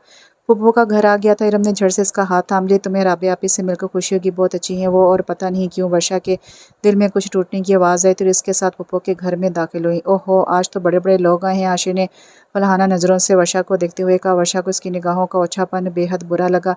نہیں عاشر بھائی، ہم لوگوں میں سے تو کوئی بھی زیادہ بڑا نہیں ہے، تقریباً ایک ہی ہائٹ کے ہوں گے ہم تینوں۔ تانیہ نے ورشا اور ارم کے برابر میں کھڑے ہوتے ہوئے کہا، بیوقوف میں قد کی نہیں، مرتبے کے لحاظ سے بڑا ہونے کی بات کر رہا ہوں۔ عاشق کی نگاہیں مسلسل ورشا پر تھی۔ اس نے تانیہ کے مذاق سے لطف اندوز ہوتے ہوئے کہا، اور رتبے کو ناپنے کا آپ کے پاس کون سا پیمانہ ہے؟ اندر سے آتی رابعہ عاشق کو معنی خیزی سے دیکھتے ہوئے بولی، کتنے دن کے بعد آئی ہو تم لوگ؟ بھائی کے آتے ہی ہمیں بھول گئی۔ رابعہ نے تانیہ اور ارم کو گلے لگاتے ہوئے کہا، ورشا سے البتہ اس نے رسمی طور پر صرف ہاتھ ملانے پر اکتفا کیا۔ ورشا کو سبکی کا احساس تو ہوا، مگر اگلے ہی لمحے وہ ارم کے سبق پر عمل کرتے خود اعتمادی سے مسکراتے۔ جتنی دیر وہ لوگ پھپھو کے گھر رہے، رابعہ گاہے بگاہے کنکھیوں سے اس کا جائزہ لیتی رہی۔ عاشق پوری طرح حق میزبانی ادا کر رہا تھا۔ یہ آج عاشر بھائی بڑے خوش اخلاق بنے ہوئے ہیں، خیر تو ہے؟ تانیہ نے اس کے حد سے زیادہ نمائش کرتی ہوئی بتیسی کو دیکھتے ہوئے چوٹ کی۔ بھئی جب ورشا جیسے مہمان ہوں تو اتنا خوش اخلاق بننے میں کوئی مذاقت تو نہیں؟ نہ جانے رابعہ نے طنز کیا تھا یا یوں ہی بات کہہ دی تھی، تاہم ارم نے چونکہ رابعہ کی طرف دیکھا ضرور تھا۔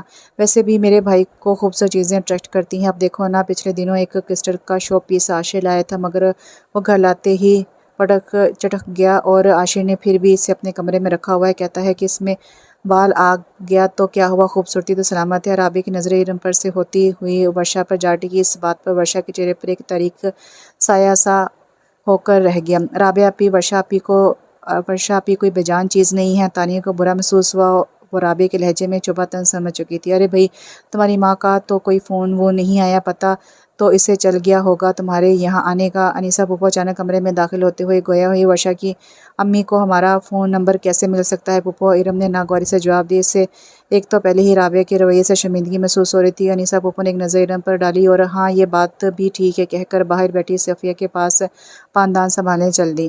صفیہ میری بات سنو، وہ ایک پاؤں پلنگ پر اور دوسرے نیچے لٹکا کر بیٹھتے ہوئے بولی، تم نے اسے گھر میں رکھ تو لیا ہے، مگر ذرا خیال رکھنا کہیں ایسا نہ ہو کہ جیسے ماں نے میرے بھائی کو جدا کروا دیا تھا ایسے ہی بیٹی بھتیجے کو نہ لے اڑے۔ ایسی لڑکیوں کا کیا بھروسہ، جانے 2 مہینے کس کے ساتھ منہ کالا کر کے آئی ہوگی، اللہ تو اپنی امان میں رکھی ہو۔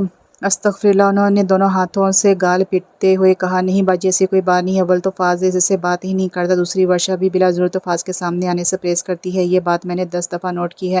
آخر اتنی سمجھ بوجھ تو میں بھی رکھتی ہوں، بلکہ سچ پوچھو تو لندن میں رہنے والی لڑکی جس طرح ہمارے سادہ سے گھر میں بغیر ناز و نخرے کے رہ رہی ہے، مجھے تو یقین نہیں آتا سچ۔ تانیہ کے ساتھ باورچی خانے میں زمین پر بیٹھ کر کھانا تک کھا لیتی ہے، اور تو اور ارم سے اور مجھ سے ہاتھوں سے لے کر کام کرنے کی کوشش کرتی ہے۔ جہاں تک میں تانیہ یا ارم کو کسی کام سے آواز دوں، چھٹ جی صفیہ چاچی کہہ کر حاضر ہو جاتی ہے۔ ابھی پرسوں ہی ارم کے ساتھ گھر کی جھاڑ پونچھ کر رہی تھی، کبھی کبھی تو مجھے یقین نہیں آتا کہ یہ لڑکی کوئی برا کام کر کے آئی ہے۔ صفیہ ورشا سے حد درجہ متاثر نظر آ رہی تھی۔ ارے یہ سب لڑکے کو پھنسانے کی چال بازی ہیں، بڑی جلتر باز ہوتی ہیں ایسی عورتیں، پہلے ماں بہنوں کو قابو کریں گی، پھر خود بخود لڑکا بھی پھنس جائے گا۔ اکلوتا بیٹا ہے ماشاءاللہ، کماؤ پوت ہے، اور کیا چاہیے؟ انیسہ بیگم صفیہ کی تعریف پر کھٹک گئی۔ اس کو کس شے کی کمی ہے؟ فاضل بتا رہا تھا جانے کتنی رقم بینک میں جمع کروائی ہے، ورشا کے نام سے سب باپ چھوڑ کر مرا ہے، پھر بھلا وہ ایسا کیوں کرے گی؟ صورت میں بھی کسی سے کم نہیں، اور یہاں ہمارے علاوہ اور کون اس کے ماضی کے بارے میں جانتا ہے؟ ایک سے بڑھ کر ایک رشتہ مل سکتا ہے۔ صفیہ نے نند کی بات کو قطعی طور پر رد کیا، تاہم رقم کا سنتے ہی انیسہ بیگم کے ماتھے پر لکیروں کا جال پھیل گیا۔ وہ غائب دماغی سے سر ہلاتے ہوئے کچھ سوچنے لگی۔ ویسے بھی وہ ورشا کی خوبصورتی سے خائف تھی، اور یہی وجہ تھی کہ رابعہ بھی ورشا سے کھینچی رہتی تھی۔ رابعہ، مجھے تو دال میں کچھ کالا نظر آ رہا ہے۔ صفیہ بیگم جس طرح ورشا کی شان میں تعریفوں کے پل باندھ رہی ہے، اس سے تو مجھے کسی اور منصوبے کی بو آ رہی ہے۔ انیسہ اپنے اندیشے رابعہ کے ثبوت کرتے ہوئے بولی، تو ایسا کر ذرا فاضل کے دل کی لے، مگر کیسے؟ وہ تو کبھی ہمارے گھر بھی نہیں آتے۔ رابعہ قدرے شرماتے ہوئے بولی، تو بلا نا اسے اپنے گھر، کہیں ایسا نہ ہو کہ لڑکی فاضل پر ڈورے ڈال دے۔ امی، مجھے عاشر ورشا کی طرف مائل نظر آتا ہے، اور ویسے بھی نہ تو وہ پڑھتا ہے اور نہ ہی کام کرنے کی طرف اس کا دھیان ہے، ایسے میں اگر ہم ورشا سے عاشر کا رشتہ ڈال دیں تو عاشر کی زندگی بھی سنورے گی اور میرے سر سے بھی یہ بلا ٹل جائے گی۔ رابعہ نے ماں کو راہ دکھائی۔ انیسہ بیگم کی آنکھیں چمک اٹھی، آئے ہائے، یہ خیال میرے ذہن میں کیوں نہ آئے؟ وہ دل میں منصوبے بناتے ہوئے بولی۔ فاضل انیسہ باجی آئی ہیں، وہ کہہ رہی تھی کہ وہ جلد از جلد رابعہ کے فرض کو نبھانا چاہتی ہیں۔ صفیہ نے سلائی مشین میں دھاگہ ڈالتے ہوئے سامنے بیٹھے فاضل سے بات شروع کی، پھر آپ نے کیا جواب دیا؟ فاضل نے اخبار لپیٹتے ہوئے پوچھا۔ میں نے کہا فاضل سے پوچھ کر بتاؤں گی، تم بتاؤ، کہو تو 2 مہینے بعد کی تاریخ لے لوں؟ کیا ہو گیا امی آپ کو؟ جوان بہنیں گھر میں بیٹھی ہیں اور میں ان کی موجودگی میں سر پر سہرا سجا لوں، کم سے کم ارم کی تو کہیں بات ہو جائے۔ وہ ماں پر بگڑ کر بولا جو ہتھیلی پر سرسوں جما رہی تھی۔ کہہ تو تو وہ ٹھیک رہا تھا، کم سے کم ارم اپنے گھر کی ہو جاتی، پھر بھلے وہ فاض کے ارمان بھی پورے کر دیتی۔ وہ مزید کوئی بات کیے بغیر سلائی میں لگ گئی اور فاض اخبار کا رول بنائے باورچی خانے کی دہلیز پر بیٹھی ورشا کو دیکھنے لگا، جو ارم کی کسی بات پر مسکراتی ہوئی آٹے کے پیڑے بنانے میں مشغول تھی۔ جب سے وہ یہاں آئی تھی اس کے چہرے کی تازگی میں بھرپور اضافہ ہو گیا تھا اور تمانیت الگ رنگ جمائے ہوئے تھی۔ کاش میرا ایک اور بھائی ہوتا، ارم نے توے سے روٹی اتارتے ہوئے گویا خود کلامی کی۔ کیوں بھئی، اچانک تمہیں ایک اور بھائی کی ضرورت کیوں پیش آ گئی؟ اس کے قریب بیٹھی ہوئی ورشا حیرانگی سے بولی، اگر میرا ایک بھائی اور ہوتا تو۔ وہ بولتے بولتے رک کر ورشا کی شکل دیکھنے لگی۔ تو کیا بھئی؟ ورشا اس کی ادھوری بات پر جھنجھلا کر بولی، تو میں تمہیں اپنی بھابھی بنا لیتی، بڑے آرام سے، کہہ کے وہ روٹی بنانے میں مشغول ہو گئی۔ بعض اوقات پتہ بھی نہیں چلتا اور کسی کی دعائیں طلب سے بھی پہلے قبولیت کا درجہ پا لیتی ہیں۔ بعض اوقات دعائیں بن مانگے قبول ہو جاتی ہیں مگر پھر بھی طلب بنی رہتی ہے، جیسا کہ ورشا کے ساتھ ہوا۔ اس کی آنکھوں میں فاض کا سراپا آ گیا، جس کے شہابی چہرے پر ورشا کو دیکھتے ہی چنگاریاں پھوٹ پڑتی، مگر پھر بھی وہ اس کی طلب بنتا جا رہا تھا۔ اسے نہیں معلوم کہ کب اس کے دل میں فاض کی محبت کی بیل پروان چڑھی۔ وہ مطلوب ہوتے ہوئے بھی دست طلب بن گیا تھا۔ جب ارم و تانیہ، رابعہ اور فاض کی شادی کے منصوبے بناتی، اس وقت وہ بڑے جبر سے ان کے ساتھ شامل گفتگو ہوتی اور بار بار اپنے دل کو اس کی اوقات یاد دلاتی، مگر وہ خواب جو کھلی آنکھوں میں بھی برجمان ہو گئے تھے، ان کا وہ کیا کرتی؟ وہ تو آنکھیں بند کرنے پر کرچیوں کی صورت چبھنے رکھتے تھے۔ یہاں آ کر تو فاض نے ضرورتاً بھی اس سے بات کرنا چھوڑ دیا تھا۔ کوئی گھر میں نہیں ہے کیا؟ جانے کب فاض داخلی دروازہ کھول کر اندر آ گیا تھا۔ مجبوری سے ورشا کو مخاطب کرنا پڑا کیونکہ گھر میں کوئی بھی نظر نہیں آ رہا تھا اور ورشا زینے پر بیٹھے خدا تعالیٰ کی نوازی ہوئی نعمتوں کا شکر ادا کر رہی تھی کہ فاض نے آ کر سوچ کا تسلسل توڑ دیا۔ تانیہ ہے لیکن وہ سو رہی ہے۔ اپنا حوالہ اس لیے نہیں دیا کہ اس کے ہونے یا نہ ہونے کی کوئی اہمیت ہوتی تو یہ سوال ہی نہ پوچھا جاتا۔ وہ بڑے ڈگ بھرتا اور تانیہ کو اٹھانے چل دیا۔ تانیہ کولی سے آ کر ابھی سوئی ہے، اگر آپ کی عزت پر کوئی حرف نہ آئے تو میں بھی کھانا نکال کر دے سکتی ہوں۔ وہ باوجود کوشش کے لہجے کے طنز سے مبرا کرنے میں ناکام رہی۔ فاض کے بڑھتے قدم یکدم رک گئے۔ اس نے گھوم کر ایک نظر اس پر ڈالی اور خاموشی چلتا ہوا واش بیسن میں ہاتھ دھونے لگا۔ ورشا کو ایک گونا خوشی کا احساس ہوا۔ اس سرشاری میں وہ باورچی خانے میں جا کر کھانا گرم کرنے لگی۔ بڑے سلیقے سے کھانا سرو کرنے کے بعد وہ فاض کے پاس چلی آئی۔ فاض اس کے طور طریقوں سے خاصا متاثر ہو گیا تھا۔ اسے ورشا سے اتنی جلدی اس ماحول سے سمجھوتے کی امید نہیں تھی۔ وہ تو اسے ایک بگڑی ہوئی یورپین لڑکی سمجھا تھا، لیکن یہ بھی حقیقت تھی کہ ورشا نے اس کے تمام خیالات کی نفی کر دی تھی۔ فاض کو یہ بات اب سمجھ آئی کہ کسی کے باطن کے اندر جھانکنا بہت مشکل کام ہے۔ بعض اوقات زبان سے نکلے ہوئے چند الفاظ شخصیت کی دھجیاں ادھیڑ کر رکھ دیتے ہیں اور کبھی کسی کو پرت در پرت کھولنے کے لیے ایک عمر بھی ناکافی ہوتی ہے۔ کیا بات ہے، آج بڑے دل سے صفائیاں ہو رہی ہیں؟ تانیہ کو فرش رگڑتا دیکھ کر ورشا نے مذاقاً کہا۔ صرف صفائیاں ہی نہیں، آج ہر کام دل سے ہو رہا ہے۔ تانیہ نے معنی خیزی سے کچن میں کام کرتی ارم کی طرف اشارہ کیا۔ کیوں بھی آج کیا خاص دن ہے؟ ورشا ہنستی ہوئی ارم کے پاس چلی آئی، جس کے چہرے پر ہزار رنگ کی دھنک پھیلی ہوئی تھی۔ جی نہیں، ابھی تو صرف پرپوزل ڈے ہے۔ تانیہ ورشا کے کندھے پر چہرہ ٹکا کر بولی، جو کچن کی طرف منہ کیے کھڑی تھی۔ کیا واقعی؟ کون ہے؟ ورشا خوش دلی سے بولی، جی جناب، موصوف انگلینڈ سے آنے والے ہیں۔ گھر والے پہلے ایک بار چکر لگا چکے ہیں مگر اتنے دنوں خاموشی اختیار کرنے کے بعد دوبارہ چلے آئے۔ ظاہر ہے میری پیاری بہن جیسی لڑکی کہیں اور ملی ہی نہ ہوگی۔ تانیہ نے پیاری بہن کی طرف دیکھتے ہوئے کہا۔ بے شک، ورشا نے سچے دل سے تائید کی۔ میری نیک خواہشات تمہارے ساتھ ہیں۔ ورشا ہولے سے ارم کا ہاتھ دبا کر بولی۔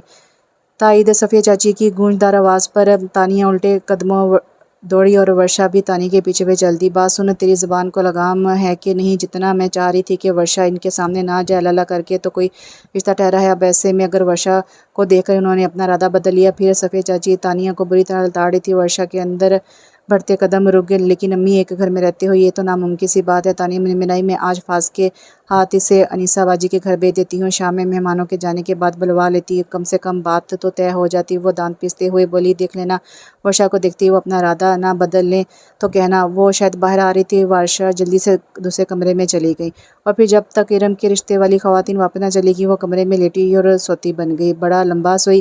ارم چائے کے ساتھ دوسرے لفظات سجائے اس کے پاس آ گئی۔ ہاں، ایسی نیند آئی کہ بس۔ ورشا نے نمک پارا منہ میں ڈالتے ہوئے جواب دیا۔ کیا وہ مہمان گئے؟ ورشا نے انجان بن کر پوچھا۔ ہاں، چلے کے رشتہ دے دیا ہے انہوں نے اور ساتھ میں لڑکی کی تصویر بھی دی ہے۔ کہہ رہی تھی کہ وہ جلدی آنے والا ہے، جب آ جائے گا تو خود تشریف لائیں گے موصوف برائے دکھاوے۔ تانیہ ارم کو دیکھتے ہوئے بولی۔ بیگم صاحبہ، آپ جا کر کچن میں خبر لیں، برتنوں کا بڑا ڈھیر ہے دھونے کے لیے۔ یہ خبر نامہ آپ رات کو بھی نشر کر سکتی۔ ارم نے تانیہ کو چھیڑ چھاڑ को समझते हुए इसे टालने की कोशिश की। हाय, फिर काम सुबह होती है, शाम होती है, फिर काम यूं ही तमाम होता है। तानी ने शेर को यकसर बदल कर पढ़ा। शाजिया, अगर फाज घर पर हो तो कहना कि मुझे तानी अगर फाज घर पर हो तो कहना मुझे फ़ोन करे। और राबिया बाहर निकलती शाजिया के पीछे आकर बोली, अच्छा बाबा, अच्छा कह दूंगी। तीसरी मरतबा ये बात सुनने के बाद शाजिया झंझला कर बोली, वैसे भी अम्मी और आशा टैक्सी में बैठ चुके थे, इससे बाहर निकलने की जल्दी थी। घर पहुंचती इसने राबिया का पैगाम फाज तक पहुंचा दिया। फाज कदर हैरान होता हुआ फ़ोन करने खड़ा हुआ, क्योंकि इससे पहले कभी इन दोनों के दरमियान इस तरह का कोई सिलसिला नहीं रहा था। हेलो राबिया, फाज बात कर रहा हूँ, खैरियत तो है? जी बस यूं ही आपसे बात करने का दिल चाह रहा था। आप तो कभी फ़ोन भी नहीं करते और ना ही कभी मुझसे मिलने आते हैं। राबिया ने इतना इंतहाई प्यार से शिकवा किया। क्या मतलब? इससे पहले कौन सा हम नशिस्तें लगाते रहे हैं जो तुम बात करने को बेताब हो? शायद फाज को ये बात पसंद नहीं आई थी। नहीं, बस मेरा मतलब है, मेरा बहुत दिल कर रहा था बात करने को, इसलिए राबिया ने बात अधूरी छोड़ दी।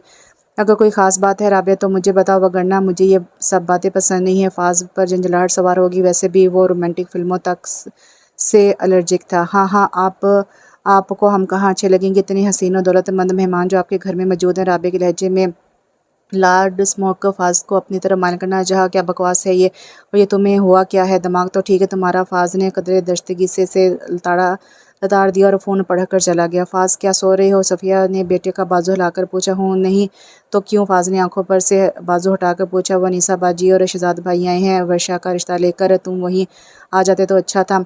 हैं वर्षा का रिश्ता लेकर? फाज हैरान होकर उठ बैठा। आप चले, मैं आता हूँ अभी। इसने बालों में उंगली फेरते हुए कहा, अरे भाई, कहीं ना कहीं तो उस लड़की की शादी होगी ही, तो मेरे आशिर में क्या बुराई है? निसा पुप्पो बड़े ज़ोर शोर से अपना मुद्दा बयान कर रही थी। हाँ भाई, और क्या, घर की बात घर ही में ही रहेगी। शहजाद पुप्पा ने हाँ में हाँ मिलाई। लेकिन पुप्पो, हम वर्षा से पूछे बगैर ये कदम नहीं उठा सकते। फाज ने कतई अंदाज में कहा।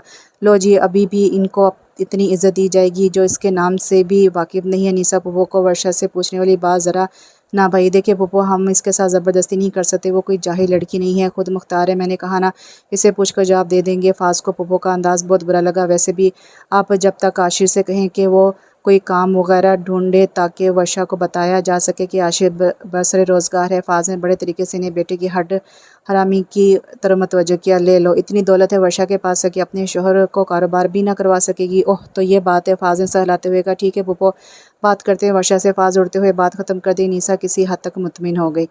क्यों पसंद आए हमारे होने वाली बहनोई? क्यों पसंद आए हमारे होने वाले बहनोई? तानिया ने वर्षा को तस्वीर दिखाते पूछा। हूँ हाँ, बहुत। वर्षा बहुत तस्वीर को देखते हुए जवाब दिया। वैसे नाम क्या है इन साहब का? वर्षा की नज़रें तस्वीर पर ही थी। यावर इनाम इनाम इनके अब्बा का नाम है। तानिया को तफसील बयान करने की आदत थी। यावर इनाम। वर्षा ने ज़ेर लब दोहराया। नाम भी अच्छा है ना वर्षा? हूँ। वर्षा ने सर हिलाने पर इत्तफाक किया। लाओ इरम, ये चाय मैं अंदर ले जाऊं? ब्लैक कलर और सुर्ख कढ़ाई वाले सूट में बाल खोले वो बेहद हसीन लग रही थी। एक लम्हे के लिए इरम इसे देखती रह गई। ले जाओ इरम, इसके पुरखलूस ऑफर रद्द न कर सके। सोफे पर जमा ख़वातीन ने यकबा दीकर वर्षा पर नजर डाली। इनकी आंखों में सताइश थी। ये बच्ची कौन है? खातून से रहा ना गया। जी, ये मेरे देवर की बेटी है, लंदन से आई है। सफ़िया दिल में बेचताब खाती हुई बोली। क्या नाम है बेटा तुम्हारा? जी वर्षा, इसने बेहद खुशदिली से जवाब दिया। वालिद क्या करते हैं? दूसरी खातून ने सवाल किया। जी वो तो इस दुनिया में नहीं है, मैं अब हमेशा के लिए सफ़ी चची के पास आ गई हूँ, उसने मासूमियत से जवाब दिया। और माँ, मेरे अब्बू इन्हें छोड़ चुके थे, इसने साफ़गोई से जवाब दिया। देखा, वही हुआ ना जिसका मुझे डर था। लड़की वालों ने फ़ोन किया था, कह रही थी कि हमें आपके देवर की बेटी पसंद है। अगर आप इसके बारे में हमें जवाब दें तो ठीक है, वरना ये कहकर खट से फ़ोन रख दिया। सफ़े का पारा हाई हो रहा था। मैं कहती हूँ तुम्हें ज़रूरत क्या पड़ी थी इससे वहाँ भेजने की? और वो भी बाल खोले मुस्कुराती हुई वहाँ पहुँच गई। अब इसमें वर्षा का क्या कसूर है अम्मी? मुझे यकीन है वो बुरी नीयत से वहाँ नहीं गई होगी। अब वो है ही इतनी प्यारी कि जो भी देखे फ़ौरन पसंद कर ले। इरम को इसके खुलूस पर कोई शक नहीं था। तुम्हें खुद को इतनी अक्ल नहीं थी? मसल मशहूर है कि हर चमकती चीज़ सोना नहीं होती, मगर ये भी हकीकत है कि लोग जाती चमकती चीज़ की तरफ ही हैं। क्या ज़रूरत पड़ी थी इसके हाथ चाय भिजवाने की? मनूस जाने कहाँ से आगे मनूसियत डाले। सफ़िया गुस्से में बिलबिला रही थी। अपने दिल के पपोले किसके सामने फोड़ती। झट नंद को बुलवा लिया। अरे मैं तो पहले ही कह रही थी कि जज़ा जल्दी से अपने घर से निकालो, अगर कहो तो कल ही मंगनी का इंतज़ाम कर लो। उन्होंने ऐसे में अपनी राह हमवार करने की कोशिश की। अच्छा ठीक है, आने दो फाज को, मैं आज बात करके रहूँगी। सफ़िया के गुस्से का ठिकाना नहीं था। मेरा ख्याल है फाज आ गया है, आवाज़ तो आई है। सफ़िया जल्दी से उठकर باہر آئی۔ کیا بات ہے، خیر تو ہے؟ فاز ماں کے ساتھ چلتا ہوا اندر آئے۔ دیکھو بیٹا، جب تک ورشا یہاں رہے گی ہر رشتہ اسی طرح لوٹتا رہے گا۔ بہتر یہی ہے کہ اس کے فرض سے بھی ہاتھ نپٹ جاؤ۔ انیسہ پھوپھو نے بھتیجے کو شیشے میں اتارنے کی کوشش کی۔ ارے اگر ان لوگوں نے ورشا کو پسند کر ہی لیا ہے تو اس میں ایسا کون سا غضب ہو گیا؟ یہ تو ہمارے ہاتھ میں ہے، کوئی زبردستی تھوڑی ہے۔ کہہ دیں گے اگر کرنا ہے تو ارم سے کرو ورنہ اپنا راستہ ناپو۔ فاز اکتا کر بولا، تو اگر یہ رشتہ اچھا ہے تو انکار کرنے کی کیا ضرورت ہے؟ میرا عاشر نہ صحیح یہ لڑکا صحیح۔ انیسہ بیگم کو ان کے ارادے جاننے کا بہترین موقع مل گیا تھا، کیونکہ انہیں شک نہیں بلکہ یقین ہو چلا تھا کہ فاز کی نظر ورشا اور اس کی دولت پر ہے، جبھی تو رابعہ کو اس بری طرح لتاڑ کر رکھ دیا تھا۔ فون پر وہ اسی دن سے آگ میں جل رہی تھی۔ میں نے آپ سے پہلے بھی کہا تھا پھوپھو کہ ہم ورشا کی مرضی کے بغیر کوئی قدم نہیں اٹھا سکتے۔ آپ پھر وہی بات کر رہی ہیں؟ وہ جھنجھلا اٹھا تھا۔ آخر آپ کو پریشانی کیا ہے؟ آپ اس کے پیچھے کیوں پڑ گئی ہیں؟ وہ آپ یا ہم میں سے کسی پر بوجھ نہیں اپنا بار اٹھا سکتی، پھر کیوں کبھی عاشر کے لیے زور دیتی ہیں جو نہ پڑھا ہے نہ لکھا ہے نہ کام کاج کرنے والا، اور کبھی اس رشتے پر وہ اچھا خاصا تپ گیا تھا۔ ایک تو پہلے ہی وہ الجھن میں تھا، اس کا ضمیر بار بار سے ورشا کو طلاق دینے سے روک رہا تھا، دوسرے یہ نئی مصیبت۔ نہیں بیٹا، پریشانی مجھے نہیں بلکہ تمہیں ہے۔ میں خوب سمجھ رہی ہوں تمہارے دوگلے پن کو، اس کی دولت دیکھ کر تمہاری نیت بدل رہی ہے، ورنہ تم اس کے رشتے کے لیے یوں بہانے نہ کرتے۔ یہ کیسی باتیں کر رہی ہیں انیسہ باجی؟ اللہ نہ کرے جو میرے بیٹے کی نیت بدلے۔ نیت جن کی خراب ہے وہی تل ملا رہے ہیں ورشا کے لیے۔ صفیہ اپنے بیٹے پر الزام برداشت نہ کر سکی۔ انیسہ صفیہ کا اشارہ سمجھ کر سر تاپا سلگ گئی تھی۔ ارے تم دونوں ماں بیٹی کی نیت میں فتور آ گئے، جبھی میں کہوں جب شادی کی بات کرو ٹال دی جاتی ہے۔ سب سمجھتی ہوں صفیہ بیگم، یہ سب چلاک بازیاں۔ ویسے ورشا میں ہزار کیڑے نکل رہے تھے جب سے وہ دولت لے کر آئی ہے، تو نام لے لے کر منہ نہیں تھکتا تمہارا۔ وہ غصے میں بڑبڑاتی چادر سنبھالتے ہوئے باہر نکل گئی۔ صفیہ نے اپنا سر تھام لیا۔ ویسے امی، پھوپھو اور رابعہ آپی مسلسل شک و شبہات میں پڑی ہوئی تھی۔ مجھ سے بھی اس دن رابعہ آپی اسی قسم کی باتیں کر رہی تھی۔ تانیہ ماں کے قریب آ کر بولی۔ فاز نے تانیہ کی بات سنی اور اسے ڈپٹ کر کہا، تانیہ تم بڑوں کے درمیان مت بولو، چلو اپنے کمرے میں۔ غلطی آپ کی ہے، کیا ضرورت تھی ورشا کے بارے میں اتنی معلومات دینے کی کہ وہ کیا لے کر آئی ہے کیا نہیں؟ فاز ماں پر بگڑ کر بولا، مجھے کیا پتا تھا کہ ان کی ڈال ٹپک پڑے گی۔ صفیہ بھی تن فن کرتی باہر چل دی۔ بڑی نمک حرام لڑکی ہو، جس تھالی میں کھا رہی ہو اسی میں سوراخ کرنے لگی، اتنی بھی غیرت نہیں ہے تمہیں؟ صفیہ کے جو منہ میں آ رہا تھا وہ بکے جا رہی تھی۔ ارم الگ شوق سی کیفیت میں کھڑی کی کھڑی رہ گئی۔ اسے یقین نہیں آ رہا تھا کہ ورشا ایسی بھی ہو سکتی ہے۔ وہ تو ورشا کے ساتھ خلوص کا رشتہ جوڑے بیٹھی تھی اور ورشا نے پل بھر میں اس کے مان کے ٹکڑے کر دیے۔ ورشا کچھ دیر وہیں کھڑی صفیہ چاچی کی باتیں سنتی رہی، پھر اپنے اندر بڑھتے قدم روک کر بہرحال آپ کچھ بھی کہیں میں اس رشتے کے لیے راضی ہوں، اگر آپ لوگ انکار کریں گے تو میں خود انہیں فون کر کے ہاں کر دوں گی۔ یہ کہہ کر وہ اپنے اور تانیہ ارم کے مشترکہ کمرے میں چلی گئی۔ کیا ہوا امی، کس پر غصہ ہو رہی ہیں؟ اندر آتا فاز ماں کو چیختے دیکھ کر وہیں رک گیا۔ ارے پتہ نہیں کس کا گندا خون ہے یہ، اگر سمد کی بیٹی ہوتی تو یوں ہمارے مان کے ٹکڑے نہ کرتی۔ کہتی ہے جو رشتہ ارم کے لیے آیا تھا اور اب وہ میرے لیے کہہ رہے ہیں انہیں ہاں کر دوں، میں وہاں شادی کروں گی۔ بتاؤ ذرا بھی غیرت نہیں ہے اس میں اب کہ صفیہ رو دی میری بچی کے ارمانوں پر دھول جھونک رہی ہے یہ۔ فاز کے تن بدن میں چنگاریاں سے بھر گئیں۔ وہ ایک لمحے میں اس کے پاس جا پہنچا۔ مجھے تم سے اس قدر بے شرمی کی توقع نہ تھی، تم ایک گری ہوئی لڑکی ہو۔ واقعی میں ٹھیک سمجھا تھا تم ایک بدکردار لڑکی ہو جو اپنے کسی عمل پر شرمندہ نہیں ہو سکتی۔ اس نے آرام سے بیٹھی ہوئی ورشا کو دیکھ کر کہا، ظاہر ہے میں ساری زندگی آپ کے نام پر تو نہیں بیٹھی رہوں گی۔ وہ اسی اطمینان سے بولی، مجھے بھی کوئی شوق نہیں ہے اپنے نام کے ساتھ تمہارا نام لگانے کا، لیکن اس طرح میری بہن کے خوابوں کو چکنا چور کرنے کا حق کس نے دیا ہے تمہیں؟ وہ بولو، جواب دو۔ وہ اسے جھنجھوڑتے ہوئے بولا، تم اس وقت کا تو انتظار کر لیتی جب میں تم سے ہر قسم کا تعلق کو ختم کر دیتا، اس کاغذ کے ٹکڑے کا ہی احترام کر لیتی، لیکن تم گندی نالی کا کیڑا ہو جو گندگی میں ہی ٹھیک رہتا ہے۔ جو لڑکی اپنے ہوس کی خاطر اپنی عزت کو بھی مٹی میں ملا دی، اس سے بھلا اور کیا توقع کی جا سکتی ہے؟ واقعی مجھے تو تم سمجھ چچا کا خون بھی نہیں لگتی، جانے کس۔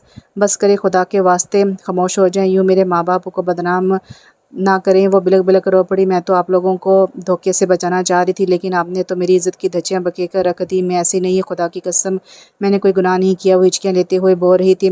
اچھا تو پھر کیسی ہو؟ 2 مہینے کہاں حرم میں گزار کر آئی تھی؟ صفیہ اندر آتے ہوئے خونخوار لہجے میں بولی، سننا چاہتی ہیں آپ تو سنیں۔ جب میری ماں مجھے چھوڑ کر گئی تو میں نے اپنا سب کچھ اپنے باپ کو سمجھ کر ماں کو بلا دی، مگر جب میرے باپ نے دوسری شادی کی بات کی تو میں برداشت نہ کر سکی۔ میں نے اپنے آپ کو بے حد تنہا محسوس کرنا شروع کر دیا تھا۔ مجھے پاپا کی ہر بات میں غرض چھپی ہوئی لگتی تھی، اس لیے میں ان کی نافرمانی کر کے طمانینت محسوس کرنے لگی۔ میرا دل کرتا میں گھر ہی نہ جاؤں۔ میں دیر تک اپنے دوستوں کے ساتھ باہر گھومنے لگی۔ ایسے ہی دنوں میں مجھے ایک پاکستانی لڑکا ملا، اس نے مجھے اپنے سبز باغ دکھائے کہ میں نے اپنی تمام تر محرومیوں کے نمر بدل کے طور پر اسے قبول کر لیا اور روتے روتے چپ ہوگی، دوپٹے سے آنسو پوچھے اور کھڑی ہو کر بولی، آپ بتائیں صفیہ چاچی، جہاں میں پیدا ہوئی، بچپن گزارا، اگر اس جگہ میں ایسا کام کرتی ہوں تو کیا اس میں میرا کوئی قصور ہے؟ حالانکہ میں نے کوئی گناہ نہیں کیا، میں نے نکاح کیا تھا ایسے شخص سے، مجھے نہیں پتا تھا کہ وہ دل لگی کی خاطر، وقت گزاری کی خاطر میرے ساتھ شادی کر رہا ہے۔ اصل میں اس کی نظر پاپا کی دولت پر تھی، اس نے سوچا میرے توسط سے کچھ تو ہاتھ آئے گا، لیکن جب میں نے پاپا کے پاس سے کچھ بھی لینے سے انکار کر دیا تو ایک رات وہ خاموشی سے طلاق نامہ میرے سرانے رکھ کر چلا گیا اور ایسا گیا کہ کبھی نہ ملا۔ چلو یہ کہانی تو ٹھیک ہے، مگر ہم نے تمہارے ساتھ کیا برا کیا تھا جو یہ بدلہ تم نے ہم سے لیا؟ صفیہ ابھی تک بے اعتباری کی دہلیز پر کھڑی تھی۔ یہ تو میں آپ کو بعد میں بتاؤں گی، پہلے فاضل صاحب میرے سوال کا جواب دیں اور مجھے بتائیں کیا واقعی میں اتنی گری ہوئی لڑکی ہوں جتنا کہ آپ مجھے سمجھتے رہے ہیں؟ وہ گھوم کر فاضل کے قریب چلی جو ساکت لبوں کے ساتھ کھڑا اسے دیکھ رہا تھا۔ جو کارنامہ بقول آپ کے کہ میں نے انجام دیا، اگر وہاں میں اس سے زیادہ برا کام انجام دے لیتی تو یہ کوئی بڑی بات نہ ہوتی۔ اس بظاہر ترقی یافتہ مگر ذہنی طور پر پسماندہ معاشرے میں اس طرح کی باتیں عام ہیں۔ وہاں اسکول کی بچیاں اپنی گود میں بچے لیے پھرتی ہیں، لیکن میں جوان میں جو ان تمام بیہودہ روایات سے بچی رہی تو شاید یہ میرے مذہب اور میرے خون کا تقاضا تھا جس نے مجھے اس حد تک پاتال میں گرنے سے بچا رکھا۔ اس آزاد ماحول میں رہتے ہوئے بھی میں نے ہمیشہ مردوں سے ایک فاصلہ رکھا۔ میرے اندر خود بخود ایک حجاب تھا۔ بچپن میں قرآن پاک کی جو تفسیر میری آیا پڑھ کر سنایا کرتی تھی، وقت گزرنے کے ساتھ ساتھ ان مقدس صورتوں اور آیتوں میں عورتوں کی شرم و حیا اور ان کی حدود مقرر کی جانے والی روشنی میں نے اپنی راہیں خود متعین کر لی تھی۔ وہ بغیر رکے متواتر بہہ رہی تھی جیسے خواب کسی کیفیت میں ہو۔ فاضل کی نگاہیں آہستہ آہستہ جھکتی جا رہی تھیں۔ میں نے اپنے گھر میں ماں یا باپ دونوں میں سے کسی کو بھی کبھی سجدہ کرتے نہیں دیکھا، لیکن بابا صمد کے کہنے کے بعد جب میں نماز پڑھ کر دعا مانگتی تو پاپا بڑے خوش ہو کر پوچھتے کہ ہمارے بیٹے نے ہمارے لیے کیا مانگا اللہ تعالیٰ سے۔ اس وقت میں انہیں کیا بتاتی کہ میں آپ لوگوں کے لیے فلاح کی راہ مانگتی ہوں۔ میرے دل میں آپ کے لیے ہر وقت حی علی الفلاح اور حی علی الصلاح کی صدائیں بلند ہوتی ہیں، لیکن میں یہ بات کبھی نہ کہہ سکی۔ میں نے ان سے یہ کبھی نہیں پوچھا کہ انہوں نے مجھے دو متضاد رویوں کا شکار کیوں بنایا، کیوں میرے سامنے دو راہوں کے در کھولے، کیوں مجھے اپنی تربیت کے زیر اثر رکھا، مجھے اپنی ہی راہوں پر چلنے دیتے، مجھے وہ لوگ اپنے نقش قدم پر چلاتے یا پھر مجھے وہ ماحول پرووائڈ کرتے جس کی مجھے ضرورت تھی۔ لیکن پھر بھی آج یہ بات میں بلا خوف و جھجک کہہ سکتی ہوں کہ میں نے شادی کی تھی جس کا حق مجھے میرے مذہب نے دیا تھا۔ میرا عمل جائز تھا، البتہ طریقہ غلط تھا۔ میرا خدا گواہ ہے کہ مجھے اپنے اس جائز اقدام پر بھی شرمندگی ہے۔ میں نے اپنے باپ کا دل دکھایا، میری وجہ سے وہ معذور ہو گئے، بیمار ہو گئے اور میرا ہی دکھ انہیں مجھ سے ہمیشہ ہمیشہ کے لیے دور لے گیا۔ وہ ایک مردہ پیر گلوگیر ہو گئی۔ اب میں آپ کو بتاتی ہوں کہ میں نے ارم والے رشتے پر حامی کیوں بھری۔ صفیہ چاچی، اس دنیا میں بہت دھوکہ ہے۔ ارم اتنی پرخلوص و سادہ دل ہے کہ وہ اس طرح کے دھوکے برداشت نہیں کر سکے گی۔ آپ کو پتہ ہے جو رشتہ ارم کے لیے آیا تھا وہ میرا سابقہ شوہر ہے یاور انعام، اور میں نے حامی اس لیے بھری کہ میں اس سے انتقام لینا چاہتی تھی۔ میں چاہتی تھی کہ جب وہ یہاں آئے اور مجھ سے بطور منگتر ملے تو اس کی کیا حالت ہوگی، اور یہ میں دیکھنا چاہتی تھی، اور پھر میں سب کے سامنے اس دھوکے باز کو آئینہ دکھاتی، اس کا اثر جرا دکھاتی۔ وہ سنبھل چکی تھی۔ صفیہ چاچی کا منہ کھلا کا کھلا رہ گیا۔ ارم جو دروازے پر کھڑی تھی حیران نظروں سے ورشا کو دیکھ رہی تھی، اچانک ہی اس سے آ کر لپٹ گئی۔ میری بہن، مجھے معاف کر دو، میں نے تمہیں غلط سمجھا، حقیقت تم ایک اچھی لڑکی ہو۔ اس نے گلے لگا کے اعتراف کیا۔ دور کھڑا فاضل ارم کو قابل رشک نگاہوں سے دیکھ رہا تھا جس نے ایک لمحے کی تاخیر کے بغیر اپنا غلط رویہ درست کر لیا تھا۔ ایک وہ تھا جس میں اتنی ہمت بھی نہیں تھی کہ وہ ورشا سے معذرت ہی کر سکے اپنے خراب رویے کی اور غلط سوچ کی۔ حقیقت یہ ہے کہ ہم سب زندگی کی منفی رویے پر نظر رکھنے کے عادی ہو گئے ہیں، اس لیے ہماری ہر سوچ منفی ہوتی ہے۔ ہم بظاہر نظر آنے والی ہر برائی کو برائی ہی کی نظر سے دیکھتے ہیں۔ اب بھی ہم میں اتنی جرأت نہیں کہ ہم مثبت سوچ کو اپناتے ہوئے برائی سے اچھائی کا کوئی پہلو تلاش کر سکیں۔ اگر ایسا ہونے لگے تو شاید ہم میں ایک دوسرے کو معاف کر دینے کا جذبہ بیدار ہو جائے۔ ہم میں سے ہر ایک اپنے اپنے ماحول میں اسیر نظر ہو گیا ہے۔ جس کو زندگی جس رنگ میں بھاتی وہ اپنی نظر کی وسعت وہیں تک محدود کر لیتا ہے۔ اگر کسی کو زندگی کے منفی رویوں پر نظر رکھنے کی عادت ہو تو وہ اپنی ہر سوچ کو ہر مقام پر منفی انداز میں تبدیل کر دیتا ہے۔ شاید میرا شمار بھی اسی کیٹیگری کے لوگوں میں ہوتا رہا ہے۔ اس نے ایمانداری سے اپنا احتساب کر ڈالا۔ کوئی تو یہاں میری رہائی کا سبب ہو، اس طلسم زباں میں اسیر نظر ہوں میں۔ لیکن ابھی دیر نہیں ہوئی تھی، ابھی وقت تلافی باقی تھا۔ وہ شکستہ قدموں سے چلتا ہوا ورشا کے قریب آ گیا اور خاموشی سے جھکی نظر کے ساتھ اپنے دونوں ہاتھ جوڑ دی، جسے ورشا نے ایک لمحے میں تھام لیا کہ انہی ہاتھوں کا इन्हीं हाथों को इसका साहिबान बनना था। कमरे में फैली खामोशी इतनी गहरी थी कि दिलों की धड़कनें साफ सुनाई दे रही थी। फाज, जिसके मजबूत कंधे हमेशा फख्र से तने रहते थे, आज एक पिघले हुए मोम की तरह वर्षा के सामने झुका हुआ था। इसके जुड़े हुए हाथ और नम आंखें इस बात की गवाही दे रही थी कि इसके अंदर का मगरूर मर्द टूट कर बिखर चुका था। वर्षा ने एक लम्हे की ताखीर किए बगैर अपने नरम हाथ फाज के लरजते हाथों पर रख दिए। ये महज दो हाथों का मिलाप नहीं था, बल्कि दो भटके हुए रस्तों का एक मंजिल पर आकर ठहर जाना था। सफ़िया बेगम, जो अब तक दीवार से लगी आंखों में आंसू लिए सब देख रही थी, इनके जहन पर धुंध सी छाने लगी। वो इरम से लिपटी वर्षा को दिखती और फिर अपने बेटे फास को, जो समत के खून के सामने सर तस्लीम खम किए खड़ा था। इससे मजीद रहा न गया। वो आगे बढ़ी और फास का बाजू हिलाकर हैरत और इस्तराब से बोली, फाज, ये तो समत की बेटी है। माना कि हमसे इसे समझने में भूल हुई, माना कि ये बेकसूर है, मगर तू इसके सामने इस तरह क्यों हारे हुए जवारी की तरह खड़ा है? तेरा इससे क्या रिश्ता है कि तू यूं नदामत के समंदर में डूब रहा है? फाज ने धीरे से अपनी माँ की तरफ देखा। इसके चेहरे पर एक करब था, एक एतराफ़ था जो बरसों से इसके सीने पर बोझ बना हुआ था। इसने एक गहरा सांस लिया। इसकी निगाहें वर्षा के पुरवकार चेहरे पर जाकर टिक गई, जो खामोशी से आंसू बहा रही थी। अम्मी, फास की आवाज़ गले में फंस कर रह गई, मगर फिर भी इसने खुद को संभाला। ये सिर्फ समझ चचा की बेटी नहीं, ये किसी गैर का छोड़ा हुआ माजी भी नहीं है, और ना ही ये इस घर में कोई बोझ बन कर आई। अम्मी, ये मेरी मनकुआ है। ये आपके बेटे के नाम का लबादा ओढ़कर इस घर में आई है। ये आपकी सगी बहू है अम्मी। ये इंकशाफ किसी क़यामत के झटके से कम नहीं था। सफ़िया बेगम के पांव तले से जैसे ज़मीन से रह गई थी। इरम, जो वर्षा का हाथ थामे खड़ी थी, इसने हैरत के मारे अपने मुंह पर हाथ रख लिए थे। तानिया, जो किचन के दरवाजे पर खड़ी ये सब सुन रही थी, इसके हाथ से पानी का गिलास छूटकर फर्श पर गिरा और छन की आवाज़ से टूट गया। क्या क्या बकवास कर रहे हो फास? मेरा दिमाग पहले ही काबू में नहीं, मुझे मज़ीद मसमार ना करो। सफ़िया बेगम की आवाज़ कांप रही थी। मैं सच कह रहा हूँ अम्मी। फाज ने अपने कोट की जेब से एक तय किया हुआ पुराना कागज़ निकाला और सफ़िया बेगम के लरजते हाथों में थमा दिया। ये देखें, ये लंदन का निकाहनामा है। समझ चाचा ने मरने से पहले अपनी ज़िंदगी की आखिरी अय्याम में मुझसे वादा लिया था कि मैं वर्षा को तनहा नहीं छोड़ूंगा। मैंने लंदन में इससे निकाह किया था, मगर मेरी अना, मेरा तस्वुर और मेरी सस्ती फिल्मों जैसा अंदाज़े फ़िक्र मुझे इस बात को कबूल करने से रोकता रहा। मैं समझता रहा कि लंदन में पलने वाली लड़की सिर्फ दौलत और याशी की दिलदार हो सकती है। मैं इस कागज़ के टुकड़े को तलाकनामे में बदलने का सोच रहा था अम्मी, मगर इस लड़की के ज़रफ़ ने इसकी हया ने आज मुझे मेरे ही सामने नंगा कर दिया है। ये बेकसूर है अम्मी। ये तो मेरी इज़्ज़त बन के इस घर की खाक छान रही थी और मैं इसे गंदी नाली का कीड़ा कहता रहा। सफ़िया बेगम ने निकाहनामे पर फाज और वर्षा का नाम देखा तो इनकी आंखों के सामने अंधेरा छाने लगा। उन्होंने इस लड़की को क्या कुछ नहीं कहा था। मनहूस, बदकिरदार, छलतरबाज, और वो लड़की इनके अपने ही बेटे की हलाल बीवी थी, इनके घर की इज्जत थी। सफ़िया बेगम ने तड़पकर वर्षा की तरफ देखा और इनका दिल मलामत से फटने लगा। वो दौड़कर वर्षा के पास गई और इसे अपने सीने से लगा लिया। मुझे माफ़ कर दे मेरी बच्ची, मुझे माफ़ कर दे। मैं अंधी हो गई थी, मैंने अपनी बहू को पहचाना नहीं। मैंने तुझे इतने दुख दिए, इतनी तोहमतें लगाई। तूने समत का मार रख लिया वर्षा, तूने हमें शर्मिंदा होने से बचा लिया। सफ़िया बेगम बिलख बिलख कर रो रही थी और वर्षा इनके कंधे पर सर रखे अपने नसीब पर आंसू बहा रही थी, मगर ये आंसू अब दुख के नहीं बल्कि कबूलियत के थे। इरम और तानिया भी इनसे लिपट गई थी और यूं इस कमरे की हवाओं में बरसों से जमी नफरत की बर्फ़ पिघलने लगी। अगले 2 दिन घर का माहौल बिल्कुल बदल चुका था। सफ़िया बेगम वर्षा को एक सेकंड के लिए भी खुद से दूर नहीं करती थी। फास का रवैया अब वर्षा के लिए इंतहाई महतात और मोहब्बत अमेज़ हो चुका था। अगरचा वर्षा अब भी इससे थोड़ी खींची खींची रहती थी, मगर फास के दिल में इसके लिए एहतराम की जो शमा जल चुकी थी, वो अब बुझने वाली नहीं थी।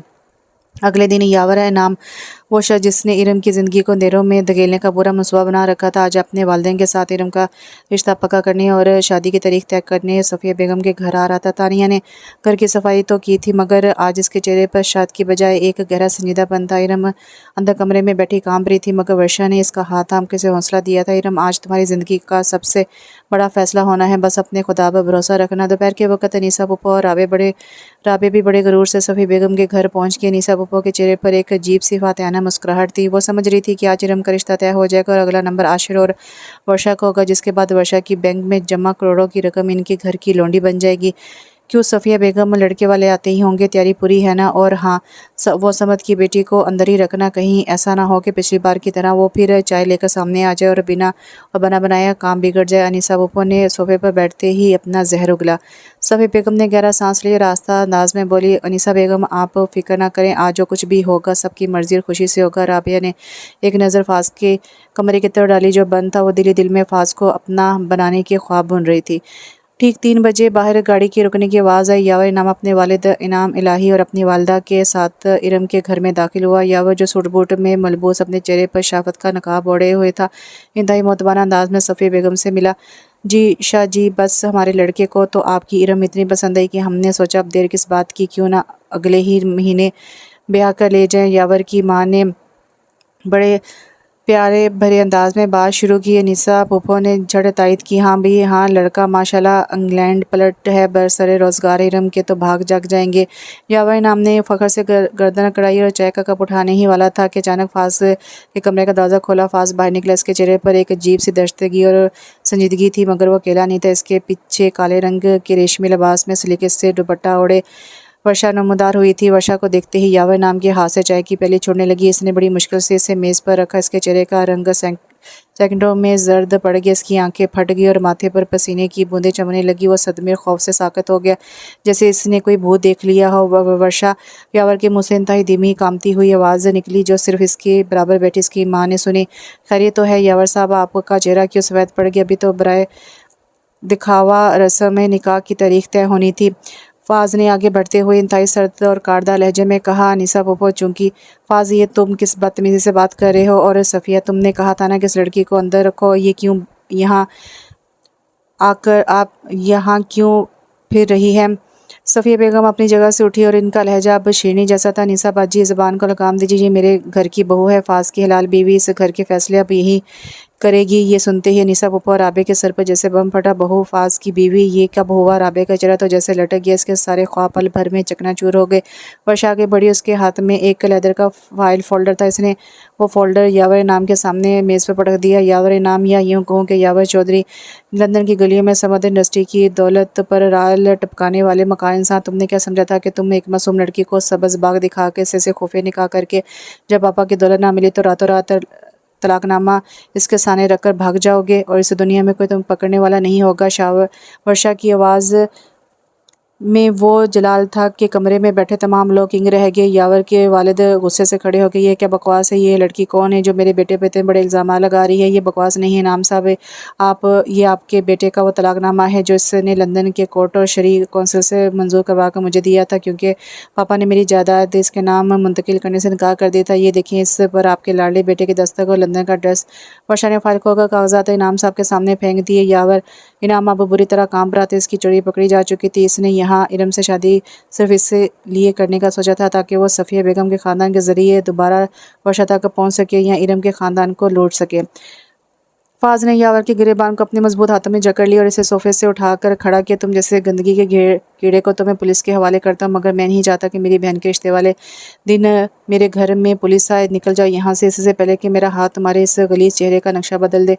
यावर नाम और इसके घर वाले शर्मिंदगी और जिलत के मारे अपने कागजात समेट कर बगैर कुछ के धुन दबाकर वहाँ से भाग खड़े हुए। इरम जो अंदर खड़ी ये सब सुन रही थी, वो बाहर, और इसकी आंखों से शुक्राने के आंसू बहने लगे और वर्षा ने इसे एक बहुत बड़े जहन्नुम में गिरने से बचा लिया था।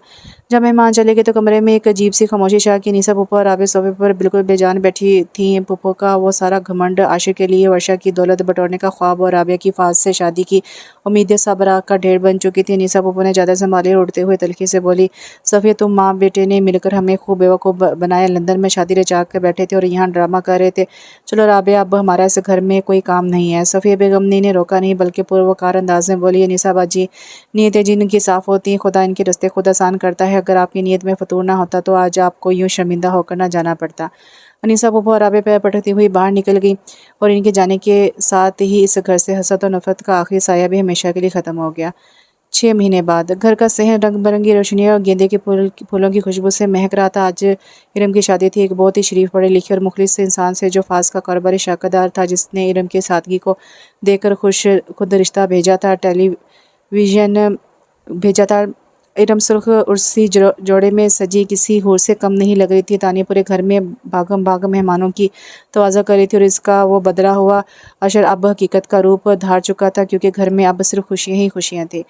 किचन के पास वर्षा खड़ी चाय के कप ट्रे में सजा रही थी। इसने सफ़ेद रंग का खूबसूरत नारकली सूट पहन रखा था, जिस पर चांदी کا کام تھا اور اس کے ماتھے پر فاز کے نام کا ایک چھوٹا سا جھومر چمک رہا تھا جو اس کے سہاگ کی علامت تھا۔ اس کے چہرے کی تازگی طمانینت اب مستقل ہو چکی تھی۔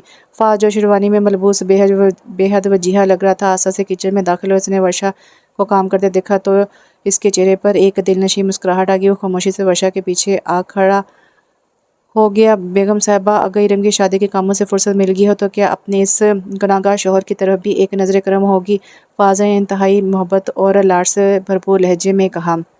ورشا چونکی اور اس نے گھوم کر فاز کو دیکھا۔ اس کی سرمئی آنکھوں میں اب وہ پرانا طنز یا دکھ نہیں تھا، بلکہ اب وہاں فاز کے لیے بے پناہ محبت اور مان تھا۔ اس نے اپنے خوبصورت لبوں پر ایک دلکش مسکراہٹ سجاتے ہوئے کہا، فاز صاحب، آپ کی سزا کے 6 مہینے پورے ہو چکے ہیں۔ اب آپ کو مزید ندامت کا ڈرامہ کرنے کی ضرورت نہیں ہے، میں نے آپ کو دل سے معاف کر دیا ہے۔ فاز نے آگے بڑھ کر ورشا کے دونوں ہاتھ اپنے ہاتھوں میں لے لیے اور انہیں چومتے ہوئے بولا، تم صرف میری بیوی نہیں ہو ورشا، تم میرے گھر کی برکت ہو، میرا سایہ ہو، میرا وہ خواب ہو جو بن مانگے مجھے مل گیا۔ میں نے زندگی کے منفی رویوں میں رہ کر جینا سیکھا تھا، مگر تمہاری مثبت سوچ نے مجھے انسان بنا دیا۔ ورشا نے اپنا سر فاز کے مضبوط سینے پر رکھ دیا، جہاں دل کی دھڑکنیں اب صرف ورشا کے نام کا ورد کر رہی تھی۔ باہر صحن میں شہنائیوں کی گونج بلند ہو رہی تھی۔ ارم اپنے نئے سفر پر روانہ ہو رہی تھی اور یہاں کچن کے دہلیز پر فاز اور ورشا اپنی محبت کے ایک نئے خوبصورت لازوال باب کا آغاز کر رہے تھے۔ بعض اوقات دعائیں بن مانگے قبول ہو جاتی ہیں اور جب وہ قبول ہوتی ہیں تو زندگی کا ہر خالی پن ہمیشہ کے لیے بھر جاتا ہے۔ اور یہاں پر ناول ختم ہوا۔ ناول کا نام ہے زیر نظر اور اس کے رائٹر ہیں فرح اسلم۔ ناول کے لاسٹ میں کچھ الفاظ کی ترتیب غلط تھی تو میں نے اس کو ٹھیک طریقے سے پڑھنے کی کوشش کی ہے۔ امید کرتی ہوں آپ کو سمجھ آ گئی ہوگی۔ انشاءاللہ پھر ملتے ہیں، دعا میں یاد رکھیں، اپنا ڈھیر سارا خیال رکھیں، اپنے والدین کا ڈھیر سارا خیال رکھیں۔ اللہ حافظ۔